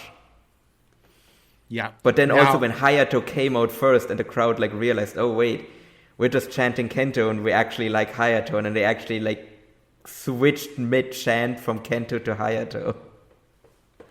Yeah. I mean, this match was pretty great. It was not what they did in May for that 30-minute draw, but they also did a lot more like, you know, mugging for the crowd. Like Yuma and Kento tried to each get the crowd to chant their names and see who could win over the crowd the most, right? And Yuma was also insanely because over. talk about like, holy shit, Yuma Aoyagi's over. Yeah. Like, wow. Like, what else does he need to do? Like, put the Triple Crown. And like after this match, I was like, they can't have the Jake Lee Yuma Aoyagi team be like a long-term thing, because this man needs to win the Triple Crown in January. Oh, that's soon, eh? It's just, what else does he need to do? He's selling tickets, he's selling merch, he's over like crazy. Put the title on him. Just pull the trigger, just do it. Like they should have done it in Budokan. Yeah. Like now is their chance to rectify the mistake they made. Yeah. He's still hot, so just, like I already didn't like that he took the pin here. Like I think that actually took like a little bit of like the air out of it as well. Like 'cause I don't think the crowd actually wanted to see that. No. They definitely didn't. See, I'm wondering, though, I'd be curious when they announce some of their schedule for early 2023 if they're running any bigger than Korakuen shows. Because I would watch out for that to see if that's where they do Yuma versus Kento with the title change. I could see that, like I said, it's either if they run something early in the year that is bigger than Korakuen, I could see that. Otherwise, I would say maybe that they're gonna, I mean, they should do it at the like New Year's show. Because who else are you gonna like have like Kento face? Yeah, exactly. Well, I think Kento's actually facing Takuya Nomura in January. Because I think what's going to happen is their tag team is going to like do well at first, and then it's going to melt down, and they're going to just be at each other's throats. To be fair, that would make a lot of sense as well. But yeah, I mean, or otherwise, like I don't know, you could also just run back Yuma winning the Champions Carnival again, and then he just beats him that's this not the time. worst idea, if you ask me. Just 'Cause I back-to-back think Champion Carnivals, and then he just beats Kento and just wins the Yeah, title. because I think that's the maximum way to build anticipation for that. But Yeah.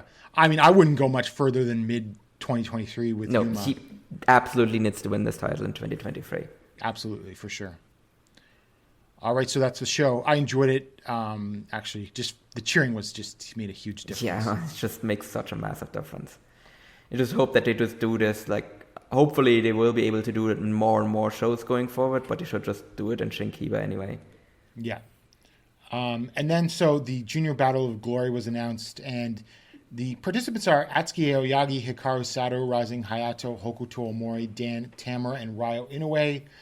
It will happen during the Real World Tag League on all the shows, and then the finals of the tournament with the top 2 point getters will face each other on the last night of the Real World Tag League on, I believe, December 13th or whatever it is, and Korakuen. And should be important to note that it's just 10-minute time limits. Which I think is going to be helpful. I think it's going to get, there'll be some wonky booking with lots of minute limit draws. Are you surprised that Hokuto Omori is in there? Yeah, I kind of was. I felt like they were making him a heavyweight with that whole Minoru Suzuki thing. Yeah, and then him beating Kodama as well, but then he's Yeah. just in here. Are you surprised? Well, I guess, I don't know. I just felt like this tournament could be even so much better if you could get like a Tachibana and Kodama in there. or OG Yeah. Shiba. I mean, I am happy that they're now able to kind of fill out one of these tournaments with just their own guys. But Yeah. they could have put some other guys in as well. I mean, something that I'm actually curious about, Kodama's a teacher, right? Oh, I did not know that. Yeah, I think Kodama actually works as, which is interesting to think about, because obviously he's not gonna like stand there in his like normal wrestling makeup, but just imagine if that guy's your teacher. Like, is this maybe like a time? I don't know the Japanese like school calendar, if that like interferes with any like big exam period or anything like that, and maybe that's the reason he's not in there. Maybe. Well, I mean, it's like you got to do another round robin tournament over 8 shows, right? So it is what it is. But yeah, I mean, I think it'd still be good. Yeah, I still like the lineup though. I'm actually sort of going with Hokuto winning this, especially since they kept him around in his. I could see that. I could also see Hikaru Sato winning it, Yeah. where he could then challenge. So Atsuki. actually, here's the last block night in Osaka or December 4th. Sorry, I think the finals are on December 7th or something. So it's Atsuki versus Dan Tamura. Is that a Dan upset?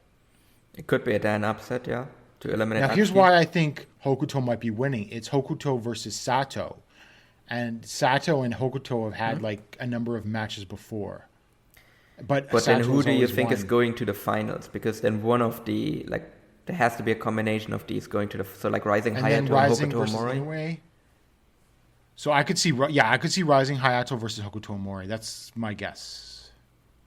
I could see that. I could also see Rising Hayato versus Hikaru Sato as a final. Yeah. That's very possible too. I mean, it's good in that like you can. It's unpredictable. Yeah, there's Yeah, multiple you people. can that certainly could come up with realistically, more yeah. winners and final combinations than you can for the Real World Tag League. Yeah, no, definitely. There's definitely a lot more intrigue here, like who's actually. Like, doing- Another thing I wanted to say about the Real World Tag League is now that I feel like Ashino and Honda will win, obviously, we'll see. I just have a bad feeling about my predictions in this company right now, but still, I think we're getting like a finals final.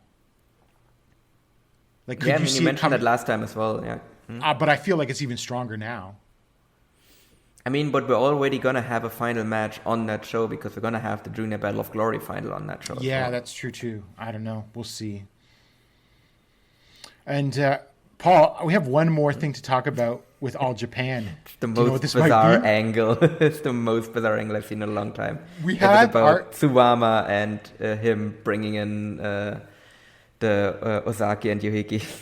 I'm into it. I'm not going to lie. It is, but it's like so out of nowhere. Well, the seeds were laid when Mayumi Ozaki sent a message to Suwama on Twitter. So on December 25th, it is Suwama and Mayumi Ozaki and Maya Yukihi versus Tsuji Ishikawa, X and X. I don't We're think going to they've see the announced this. debut of Zones. I don't think it's any of the Evolution girls. You don't think so? Would they debut him in a match like this? As Access as well? But who else is it going to be? Well, people are thinking it's one of them's Unagi Sayaka. That won't make a lot of sense, actually, yeah. Shuji made a tweet being like, I need to defeat these demons with some holy power. Yeah? Or it's She's going an to be the angel, Holy I don't Demon know. Army. It's going to be Akira Taro and Toshiaki Kawada. Now, I don't think this was announced as the no DQ, but I honestly think it should be a no DQ match. It should be, yeah. Because, I mean, if you're not familiar, Mayumi I mean, you're going to Ozaki... have... Like, what are the odds on a police run-in? Oh, very high. We are now the big All Japan debut of Police. So, Mayumi Ozaki, for those that are not familiar, is like a Joshi legend. She was involved in she's involved in some of the best tag matches of all time, teaming with Dynamite Kenzai against Manami Toyota and Toshio Yamada, who we'll be talking about in a minute again, actually. Hint, hint. And so she was in JWP, and then after that all, she starts her own promotion. Is it OZ Academy or Oz Academy? It's Oz. I always call it Oz Academy. Yeah, so do I. But so I mean, Oz Academy has been around since 1998, technically. Although they weren't always so much a regular promotion, but they're like if the Voodoo Murders ran a Joshi promotion, sort of. Yes, Ozaki-gun has been like a thing for like a long time now. Yeah, but it's actually inactive now, I think. Yeah, but I mean, Yukihi was a member of Ozaki-gun, so there'll be if this isn't no DQ, there's going to be interference and like weapons in one way or another in this, right? It's actually on my Japan trip. Actually, the first show I went to, like literally like 4 to 5 hours after I got off the plane, I went to an Oz Academy show in Shinjuku Face. And that one actually had like a Aja Kong, Hiroyo Matsumoto, Kaori Yoneyama, and Yoshiko versus Ozaki-gun, Yuhiki, Mayumi Ozaki, Sari Anu, and Yumi Oka. Okay, but that's 2 out of 3 falls good. match. And it went like 30 minutes. That sounds like it could be really good, though. It was really good. Like I was completely jet lagged, but I have very vivid memories of that match. That was really fun. So I actually hope that this can get close to that. I mean, Yukihi is also an incredible wrestler too. If you've never seen it. Yes. So it really kind of depends who Shuji Ishikawa brings in for this. I mean, well, funnily enough, Paul, I don't know. I was on Instagram looking at Zone's Instagram, and she was decked out in Voodoo. Yeah, yes, as I do. She was decked out in Voodoo Murders gear because she was at the Shinkiba show. Oh no! She broke my heart, Paul. It's actually, fun fact, it's because, we have the shared Twitter account for the show, right? And you always get like recommended tweets, and we always get Zone tweets in there. Yes. But I don't think it's any of the Evolution roster. Okay. I just don't. But do we think that maybe then like whoever like the other two are, and then like basically the 4 women in this match are going to be involved in Evolution in some way? I'm going to assume that if they're working with Ozaki, yeah. Yeah. Which that's going to be, because they probably like they can't just have like the rookies basically on these shows. No. I mean, Joshi's still in that there's tons of freelancers or people in small companies that are constantly freelancing available. You could fill out a show pretty easily. Yeah. But I think having someone like Ozaki in there is going to help a lot. Well, I think obviously her experience, and Yukihi is a great wrestler. Like how shall I put this? It's not my favorite style of wrestling, but I think it would be very beneficial to Evolution in its early days. Yeah. Because then they have something to overcome eventually. Yeah. And I mean, well, do you have any? So I'm going with Unagi Sayaka, and who should be noted has been popping numbers for like small promotions. So why not bring her in? I mean, the one person that I'm thinking about because Ozaki is there. The first person that comes to my mind that might be on the other side in that case would be Aja Kong. Yeah, isn't Aja's home promotion technically still Oz Academy? Yes, she is. I think she's technically still signed to Oz Academy, yeah. Yeah, I mean, that's possible. That would be interesting. Just because those who are kind of tied at the hip as well. Yeah. Yeah, I don't know. I mean, I'm just going with Unagi because she's the hot freelancer on the Joshi scene right now, and Shuji talked about using holy power to defeat the demons, so she's an angel, I guess. But, like, that's just a guess. I have no feeling for it. Well, if they don't announce who it is before the show, then I assume it might not be the biggest names. Because if it was like Sayaka, you'd announce that before the show. Oh yeah, if it was like Aja Kong, like also you announce that to like put some butts in seats. Yeah. So I have a feeling this December 25th show could be very weird. Yes. Yeah. If this is where it's already going. Yeah, I mean, it's the Christmas Day show, so. Yeah. That being said, I'm still into it. I don't know. Oh yeah, no, absolutely. Like no matter who this is, I think it's actually going to be a shitload of fun. All right. And then so that's All Japan. So we'll close the show with my Wrestling Observer newsletter Hall of Fame ballot for the first time ever. It is a true honor that I have a ballot after dreaming about it for so many years. Special thanks to Rich Craich for making this happen, actually. I owe him for that. And so might as well start off with Japan. I tweeted out my ballot on the Emerald Flow Show Twitter account, but there have been some minor changes that I'll go over quickly. So in Japan, you get 5 choices. I'm going with Akira Taue and Toshiaki Kawada, Shingo Takagi, Minami Toyota and Toshio Yamada. And the reason for that is, like, I am sort of ripping off the Allen for Al, like, 20 greatest in-ring worker rule. Because I think Toyota and Yamada are, like, the 3rd greatest tag team of all time. I think there's a reasonable argument for that, yeah. And I think they drew on top over, like, big singles matches as the tag team champions.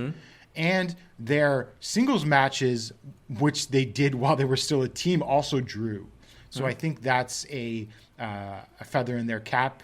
Longevity, no. Yeah. But I think, like, one of the best tag teams of all time, drawing while they did exist, that's enough for me. So there's definitely something to be said for, like, high peaking candidates that don't really stick around long if that peak is just insanely high. Oh, yeah. Well, I'll talk about that in a couple of other cases. I guess Kawada and Taue are obvious. Shingo, yes. I think he has the drawing record even in Dragon Gate, and I think in multiple promotions now. I think that's really like a feather in his cap, and I think he's also one tremendous of the, worker. I think you can make he's also one of the 20 greatest wrestlers of all time. Really. Yeah. And then so I originally had this penciled in as Tomohiro Ishii, but the more I thought about it, I got to go with Shima. Okay, is that an influence case then? Yeah, I mean he's got a drawing record in Toryumon / Dragon Gate that you can point to. He's popped numbers in other promotions, although I don't think those you could really say they're like Hall of Fame level. Like, yeah, that's the thing. Like, I think it's more for taking Wrestle 1 from 900 to 1200 in Korakuen Hall is not a Hall of Fame case. Exactly, but it's proof of his drawing and of course influence. And he's got his fingers in like so many wrestlers that are known today, and influential style case as well. And like I guess you kind of should start putting in the Dragon Gate guys. I guess. True. I mean, probably should happen. The thing is, though, obviously with Dragon Gate, and that's why like I'm saying that he's an influence candidate, because Dragon Gate just does such heavy rotations at the top of the card. It is sometimes kind of. Like, I think Dragon Gate, even before WWE, to me, to some degree, was always like the promotion that draw, like the brand is the draw, basically. Like Dragon Gate itself is the draw, rather than any singular wrestler. Well, they took a business hit when Strong Hearts left. They did for long. But there was also multiple people. Like, I don't just think it was because Shima left. Like, but I do think that, like, yeah, generally you can say that Shima was popping business when he was on top, but I'm not sure that he himself popped business in Dragon Gate to such a degree that I would say it is a Hall of Fame case. But I definitely think he's an influence guy. And then finally, Tetsuya Naito. I mean, he's just too big of a business guy. I think both the Ride or Die Naito fans and the Naito haters are both deep down into extremes on him. I would say that Okada, Tanahashi, Ishii, and Ibushi were all more consistent. More consistent in ring than Naito. Although I would say, though, something like the Tanahashi versus Naito feud in 2017 was one of the best feuds of the decade. So, I mean, he can hit those highs. I just don't think he's as consistent as the others. And his business case is pretty irrefutable. And really, I think merchandise sales should count.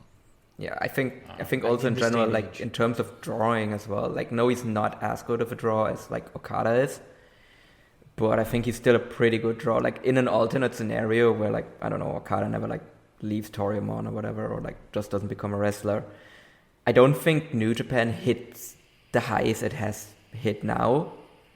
But I do think like Naito would still be like a really big draw even without Okada. Yeah. And I should just add the two people that I would have put on the ballot if I had more room would have been Ishii and Ibushi. I will vote for them if any of these people get in next time. Ibushi's an interesting case because his disappearance is going to hurt him, I think, among the voters.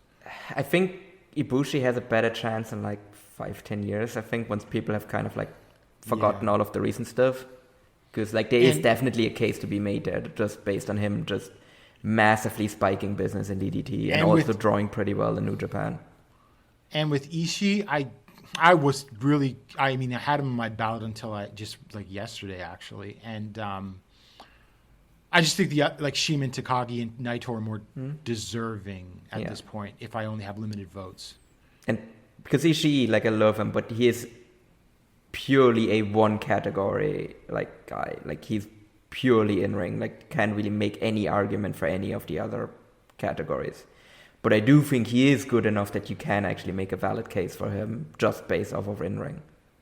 Yep. And then so we go to the modern U.S. Canada. This was someone every year, even though this is only the first year I'm voted, I make a ballot and I drop what I would vote for. And here's someone that I have wanted to vote for a while. I'm going with Junkyard Dog. As we said earlier, the highs, even if they're short, if they're high enough, they should. I think you can make a case just for his drawing in Mid-South. And honestly, if you go and you look at from 84 and 86 in WWF, he headlines a lot of B shows that are 5, 6, 7, 8,000 people against Terry Funk, for example. And also there's a great article on voiceofwrestling.com by Rich Latta making the case for him. So if you're on the fence about that, you should definitely check that out. And then next... And to be honest, for Junkyard Dog, what's always kind of bothering me, because I think I also agree with you, because those numbers he was drawing in Mid-South are just insane, and then he did really, really well early on in his WWF run. And it always kind of bothers me that he, for some reason, gets judged way harder on the end of his career just being shit, much more so than other guys that also got on the ballot with that also got into the Hall of Fame with similar cases, where for some reason it's not held as much against them as it is held against JYD. Right, definitely. And then next up, and we'll talk about another guy who had an unceremonious end, I think, but still deserving of Hall of Fame. But next we go with Kevin Carey and David Von Erich. As a trio, I think it's sort of undeniable to me for their world-class run. And, they were one of the hottest territories in the country in the 80s for several years there. So I think as a unit, it's a lot harder to make a case individually of any of them. David dies very young, even though he was probably going to win the NWA world title. And then Kevin, there's not much there on his own. And there's a bit of a case for Carey, but I don't think it's very good. I don't think Carey by himself is a Hall of Famer, but I think all three, I would agree. It's I would assume that no one that is listening to this show believes the whole WB bullshit line about wrestling wasn't smoky bars before WrestleMania 1. But if you for some reason do, then go back and watch yourself some world class with these three and just them selling out gigantic arenas and just the pops that they would get are just absolutely insane. They were as a trio, they were just so insanely over. They were just women just absolutely losing their goddamn mind anytime any of these three would do anything. They were absolute megastars as a trio. Yeah. And then I'm going with Sergeant Slaughter next. I really think there's enough there. His early run in the 80s in Mid-Atlantic, his WWF run, one of the best big men of all time. And he's a household name. Now he fell off fast, sort of came into the AWA with a lot of fanfare and then just sort of, the AWA fell apart. And then, of course, WrestleMania 7, the less said, the better. Yeah. No, look, it was the bomb threat. That's why they had to change buildings. Yes. Much like there have been bomb threats at some other stadium shows for WWE recently, and right? And obviously they had to move to the other arena because they couldn't have possibly bombed them in the other arena. Yes, exactly. And then my fourth and final choice in modern U.S. Canada is Paul Orndorff. I really think after he died and just looking into his drawing case, there's all the stuff with Hogan, but there's stuff in Memphis and there's stuff in Mid-Atlantic and Portland. It's just, he's a really good draw, sneaky good draw. And I think it's enough to get him in. And I mean, before he's like arm atrophied in the late 80s, he was a pretty damn good worker too. Certainly one of the best workers in the WWF in like 1986. Yeah. Like he was definitely not someone I was even considering previously. But then I think like really like last year, kind of all of the research that was done around like Orndorff and everything, like the stuff that Joe did and everything, like that was really kind of like opened my eyes to just basically like, oh yeah, no, this guy actually like not just does he deserve to be on a ballot, but he should like actually be in as well. Yeah. And so you get 5 choices in modern US Canada, but I had a choice and I removed him. Maybe I'll put him back on, but I have, there's some stuff I've read recently. And like I heard Adam Berger on Jesse Collins' Gentleman's Wrestling podcast. And then Adam also put up a piece about pay-per-view draws on voicesofwrestling.com. Paul, I had Goldberg on there, but then I was reading Adam's drawing thing on pay-per-view. Do you know that 10 of the 13 pay-per-views that Goldberg headlined actually did less business year over year? Is it that? So what would, like, okay, I can probably read the article, because I haven't read the article, unfortunately, because I would be kind of curious what those pay-per-views were, like, headlined with the year prior. Right. Because I think that might be a fact, but yeah, obviously that does not look good for Goldberg himself. There's a lot of, like, the thing is that his world title run in WCW at first, he's like in the mid card because the NWO stuff's still happening. You still got Warrior and Hogan infamously at Halloween Havoc 98. Even though Goldberg probably has the best match of his career against DDP on that show. Yeah. It's like, it's very close, but the more I look into it, the more that I think it hurts him. Now, his first return to WWE against Brock, that was a legitimate draw. It was, but yeah, the less said about that, the better in theory. Well, I think it was fine at first, but then everything after was awful, like Undertaker at Saudi and that sort of thing, right? Yeah, that was awful. That was embarrassing. But, I mean, maybe I could be swayed to put Goldberg back on. But I think actually there might be better business arguments for his WWE runs than there even are for his WCW run, to be quite honest. Maybe, yeah. And because I mean, because I could act like, as much as I hate the whole Saudi Arabia deal, right? It's legitimately, it's objectively awful. It does make the company an absolute shitload of money, right? And what I'm thinking is, but they'd one probably of still the have reasons, that deal if Goldberg was actually retired, though. But that's the thing. Would that maybe have been part of the negotiations where they were like, "We're gonna get you Goldberg," and that was one of the things that actually sealed that deal. That's very possible. Because then you can actually attribute like him with that. Like it's a weird business case. I realize that, and it's one that is morally very dubious. Yes. But it's one nonetheless. Yeah. So I could be swayed, but I'm leaving him off for now. I still got like 2 weeks before I got to submit it, but we'll see. But I can't vote. I still have an extra vote, but I can't vote for anyone else in this category. I'm not voting for Randy Orton. I'm not voting for Edge. Absolutely not. I'm not voting for the Hardy Boys. This podcast shuts down if you fucking vote for Randy Orton. I considered voting for Jerry Lawler and Bill Dundee, but I did some because I thought they were like a huge tag team in Memphis, and they are to an extent. But if you go and you look, but I looked at their drawing record. They were drawing significantly less in the Mid-South Coliseum for their tag matches on top than the big singles programs were. Yeah. So I decided no. Like they definitely like Memphis tried to sell them as like a big deal as a tag team, but they were always like way better as like rivals than they ever were as a team. Yeah, I mean, Lawler's obviously in, but there's probably a better singles case for Dundee that could be made for sure. So that is Modern US Canada.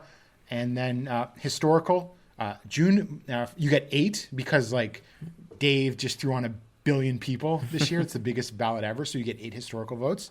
So I'm going with June Byers. She was the number 1 women's star in the 1950s after Mildred Burke retired. She sort of gets... she sort of lost to history because she's not Mildred Burke. And then after Byers sort of retires, it's like the fabulous Moolah just destroys women's wrestling for 20 years. Arguably longer. Yeah, in North America. Yeah. Arguably, it never recovered in North America to this day. Yeah. But Byers is a pretty, not Mildred Burke, but he's still a very strong draw throughout the decade. So I think she really deserves it. Next up, we have Pampero Firpo, who is someone that I'd never really heard of until he passed away. But I went and I researched him. He was a draw all over. He was influential to a certain extent, promo-wise, and like hardcore style-wise. Obviously, Randy Savage most famously took his promo style in the "Oh Yeah" from Firpo.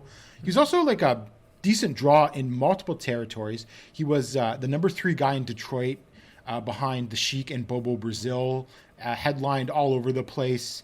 And if you really look at it, there's actually just like and it's a long career, like 30-ish years, headlining a lot of places. So I really think there's a strong case there for him. He's not like that well-known name, but if you start to look at his history, just like go to Cage Match, there's something definitely there. Mm-hmm. And then next up, we have got Argentina Rocket and Miguel Perez, like the biggest drawing tag team of the 1950s. I think they're sort of a no-brainer.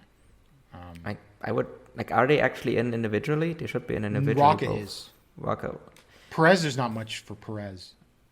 True. Yeah. But as a tag team, I think yes, it's like absolute like slam dunk. They just like I don't think people really realize like how many tickets these guys sold. It's actually nuts if you look it up. And then next up we have Johnny Rougeau, one of the biggest draws in Montreal history. He's got a little bit of a drawing record in Florida as well. But I mean, if you just look at the number of years he had huge attendances in Montreal, it really should be a no-brainer if you started to compare him to other people already in the Hall of Fame.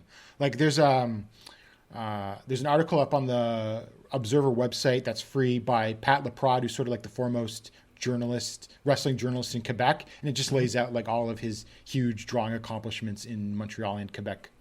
Mm-hmm. It's pretty clear, I think, once you start to read his record. Yeah, I think it's just easy whenever you see like any Rougeau really pop up in Montreal, and I think the reason they're still over there to this degree is like because of Johnny. Yeah, because he's sort of the patriarch of the family type thing. So next up, personal sort of project of mine, Tiger Jeet Singh. You can go to voicesofwrestling.com and read why I think Tiger Jeet Singh is a no-brainer Hall of Famer, slam dunk, absolutely. Was a draw in Japan for almost 20 years, headlined big shows against Inoki, against Baba, his tag team with Yumensuke Ueda versus Seige Sakaguchi and Strong Kobayashi. That was a drawing tag team feud in the late 70s in New Japan. He headlined 30,000 people in Yokohama Stadium in 1992 against Onita in a death match. Heck, he even popped a number in 2004, 7,700 people in, I think, Nagoya against Naoya Ogawa on a Hustle show in the main event. So he's just like, I mean, was one of the biggest. He's like one of the worst wrestlers ever. Yes. Abdullah the Butcher is a work rate machine. Yeah. Next to Tiger Jeet Singh. Yeah. But there's absolutely no denying that he was a huge draw in Japan, like a sort of foreign heel that others took inspiration of that had influence in Japan. He was an upper mid-carder in the Toronto territory in the 70s, but not a main eventer, but it was a hot territory at the time. And he's got a school named after him. But that's for his philanthropic work that he did after he retired, not for being a wrestler. So... Yeah, no, I think, he really is like a completely business case because, as I said, he's just an absolutely horrendous worker. Like, but he's so bad that it actually hurts him because people don't really realize how good of a worker. Yeah, because he was on the ballot in 1998 and 1999, and then he fell off in 99 for getting less than 10% of the vote. Yeah, but I think that's also at the time when people weren't really like able to actually like properly analyze historical attendances as well. I mean, because his business case is pretty clear, I think. Yeah, no question, and the longevity. Yes, and I highly encourage everyone to like go and read Gerard's article on it as well. Yeah. And next up, Wild Bull Curry. I mean, the guy's career was like 30 years, and he basically invented hardcore wrestling. I think the longevity and the influence is pretty clear on him. Yeah. I haven't really. I've only watched like whatever exists of him, and it's not much. He's not great, but he's like obviously like looks the part, plays the part, and if you sort of look at like other stuff from that time, he's completely different, just like doing all that like hardcore stuff. Yeah, as I said, like he's just a complete like influence guy because he's got longevity too. Yeah, longevity, and he's just like he literally invented an entire style of wrestling. Like, yeah, and then we've without got him, there's no Nita. Oh, for sure, absolutely, or Sheik. Yeah, because that would have been even a more direct. Yeah, Tiger Jeet Singh is like a very as well. And then next up, we've got Mad Dog and a Butcher Vachon. Mad Dog is in, but I think as a tag team, I know, is researching this, huge draw everywhere. Montreal, AWA, territories all over the States from like the 60s into the early 80s. So pretty slam dunk, I think. Yeah. If you actually sit down and look at the drawing record as a tag team. Yes, I think the whole like AWA, like I think people, just because of the way it ended, like I think some of the people whose main case as an AWA kind of get... Especially before 1980. Yeah, don't get the credit they deserve because that territory was massive. Like I said, there is a not unrealistic alternative version of history where the AWA is the promotion that survives if Vern plays certain things differently. I don't know, because I think Vern got too stubborn, whereas like Crockett would have been a little more flexible. No, but that's what I mean. Like that's what I mean. Like where Vern, like if Vern behaves differently, where he doesn't become stubborn, because there is like early in the 80s, he is like he's ahead of everyone else really, and then he just falls apart. Yes, because he's way bigger than Mid-South or Crockett are at the beginning of the 80s. Yeah. And then finally, for my last historical, Enrique Torres was a big star in the late 40s and the 50s in Southern California, the first big Mexican-American wrestling star. Like, if you actually go up and you look at his drawing record, it's pretty clear he should be in there. Just huge. But he sort of gets lost to time because, for whatever reason, like, LA doesn't figure it as much as into wrestling history as you would think for a city of its size compared to your, like, St. Louis's or Kansas City or Minneapolis or something. Which is really weird because like that's really where like the first wrestling boom was in LA, but then LA just never became a big wrestling town after that. Yeah. So if you look up his stuff, and it's pretty easy to find like information about him, he is pretty clearly like a huge draw and a hugely historical significance. And so that's my historical, and then for my actually just real quick, a question: is Otto Vance in the historical bucket, or is he still in the Europe bucket? He is in the Europe bucket. I'm not voting in the Europe bucket. Yeah, no, that's fair because that's basically is my pet project. I'm not voting in Mexico either. Eventually, I will actually. If he gets in historical, I will vote for Otto Vance. I think there's a pretty darn good case. Yes, that's my pet project basically. Like eventually, like I will actually like sit down, research all of the info that is like to get there on him because to me he's just an absolute like slam dunk candidate. Yes, for sure, definitely. And then for non-wrestlers, I have, starting off with Shanshiro Takagi, who I got on the ballot. You have to vote for him. Kind of obligated. And I have an article up at voiceofwrestling.com why he should be in the Hall of Fame.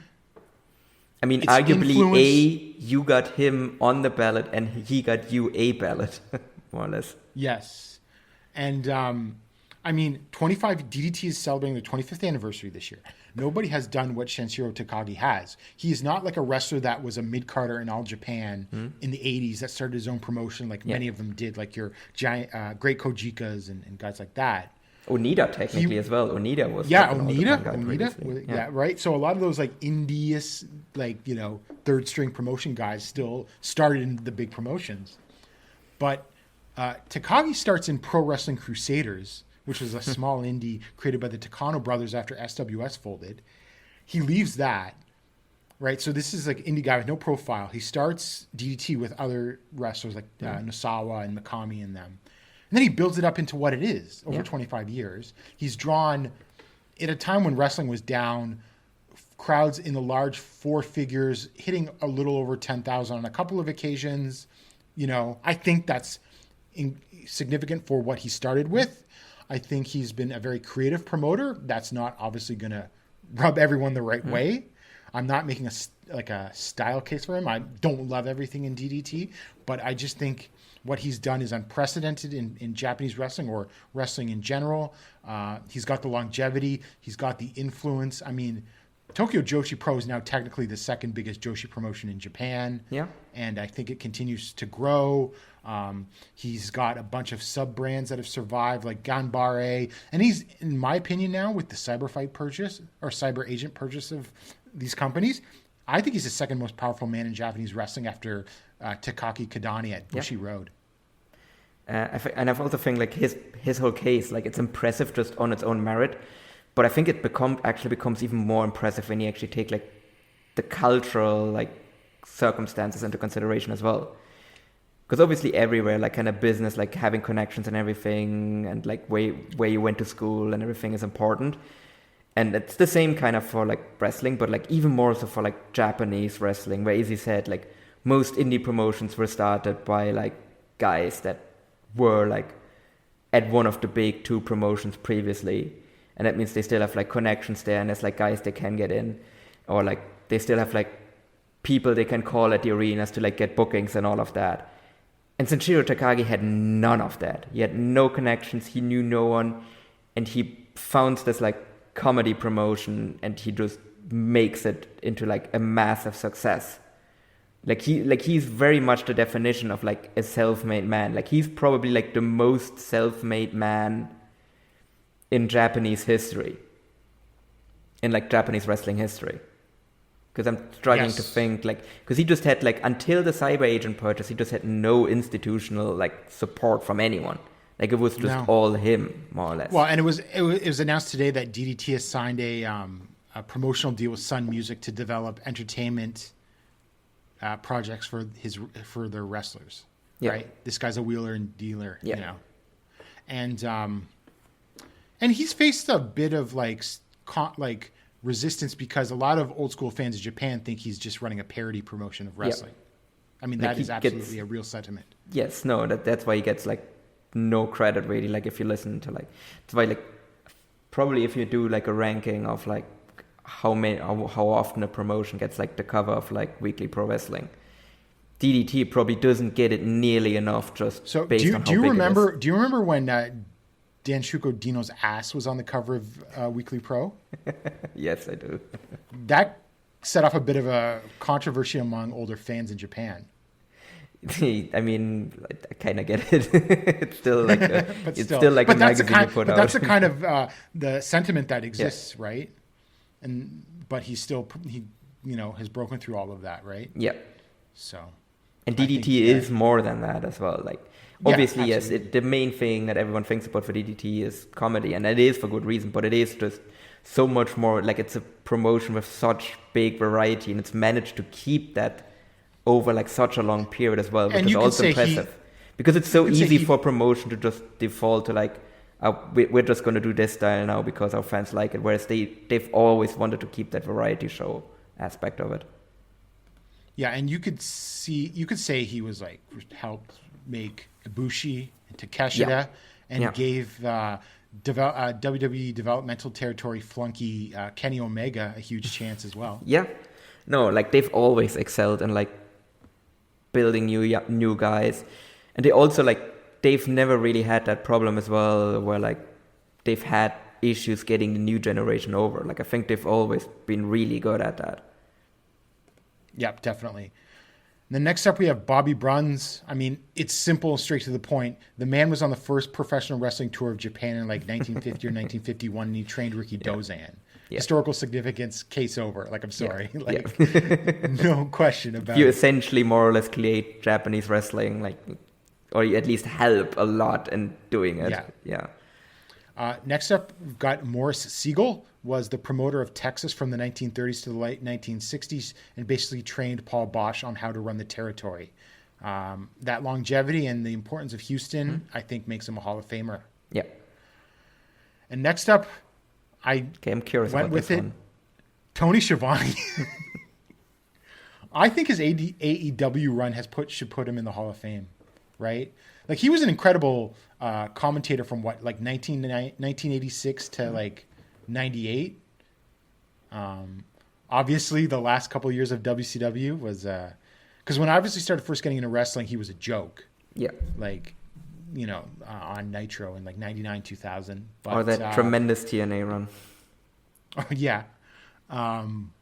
But going back and watching old like stuff on TBS and then now in AEW, I think he's one of the best commentators of all time when he's, in a good mood. Yeah.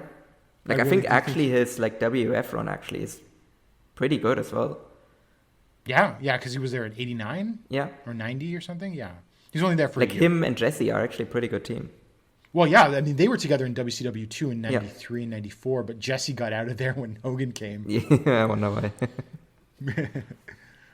But yeah, I mean, he'll tell you, he'll be the first to tell you he's admitted like he was an asshole in the late 90s and he totally destroyed his relationship with Bobby Heenan, and he admits it and it said it was his fault. And then he also sort of, I think, had a falling out with JR when JR left, but I don't care about JR these days. No. So when JR left WCW, so who cares about that? Although I respect Heenan a tremendous amount. Curious, who are the commentators currently in the Hall of Fame? Soley, Lance Russell. Yeah. JR, I guess. JR is probably in. Yeah. I think, right? Yeah. I mean, Heenan would be in as a non-wrestler, but that's probably more because he's a manager. Yeah. Who else would be in? Lawler's in, but he'd be in as a wrestler. Yeah. So I'm trying to think if I put Schiavone next to those. I mean, I would say I probably like him more than JR. Oh, yeah, for sure. Not just current, but like in general. Oh, yeah. All time, yeah. Yeah. JR was pretty good in the 80s, but... yeah. But, I mean, the fact that Schiavone is still, like, one of the best commentators today. No, yeah, exactly. Like, I think buffoon. Really with the AEW comeback, I think is really kind of the thing that pushes him over the top.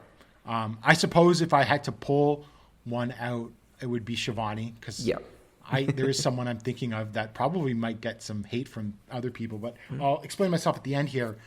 And then from who I have on my ballot currently, Ted Turner. Like, people say that Ted Turner didn't do anything, but to me, just the fact that he decided that wrestling would be important for the expansion of cable TV in the United States, that's enough. That's enough historical significance, if you ask me. Completely changed the business. Because I think I would make the same argument for like someone like Kidani. Yeah. Well, Kidani sort of got run out of his own promotion for a bit, but has been reasserting himself recently. Yeah. But I think he really is like the fact that Ted Turner, because otherwise we'll just get like WWE/WF like monopoly dominance like a decade earlier if Ted Turner doesn't decide that like he needs wrestling on TNT. That's true too. Him buying WCW or Crockett in '88 for sure. So like it's a massive like pivotal moment in wrestling. Like so I think that alone, like that action alone, him buying it should be enough to like get him in there. And just that he also like just really solidified that like connection of like Turner, like TBS and TNT with wrestling as well. Yeah. Because I don't think AEW gets that deal otherwise. Oh, no. Not with them, no. Yeah. Yeah. And he just basically decided that wrestling was good for cable. And I think that was enough, really. Yeah. And finally, who I have now considered, and this is a recent development, Alex Richards put a really good article up on Voice of Wrestling yesterday about Rossi Ogawa. Now, a lot of people don't want to vote for Rossi.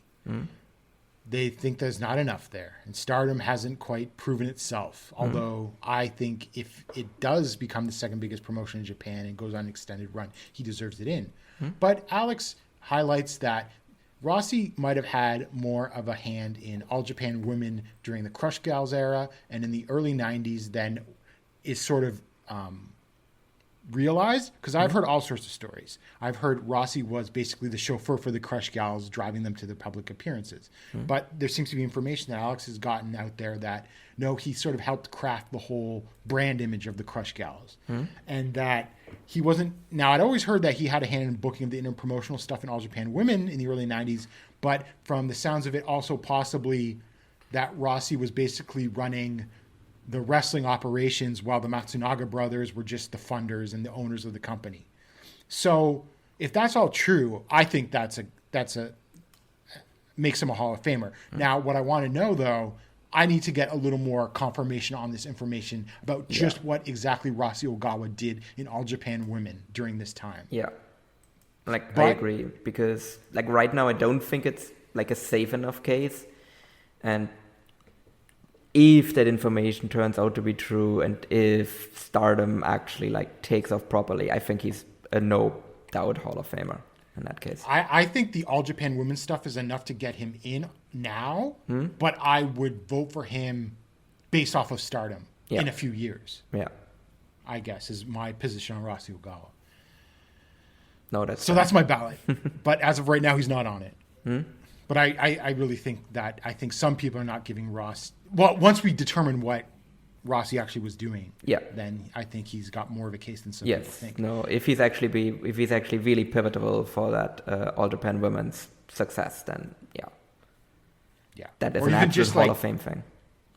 Just crafting the Crush Gals is a huge thing. Yes, that too. Because I thought he just drove them around to their public appearances. But again, that's kind of hard to prove in a way. That's my issue with it. I guess so.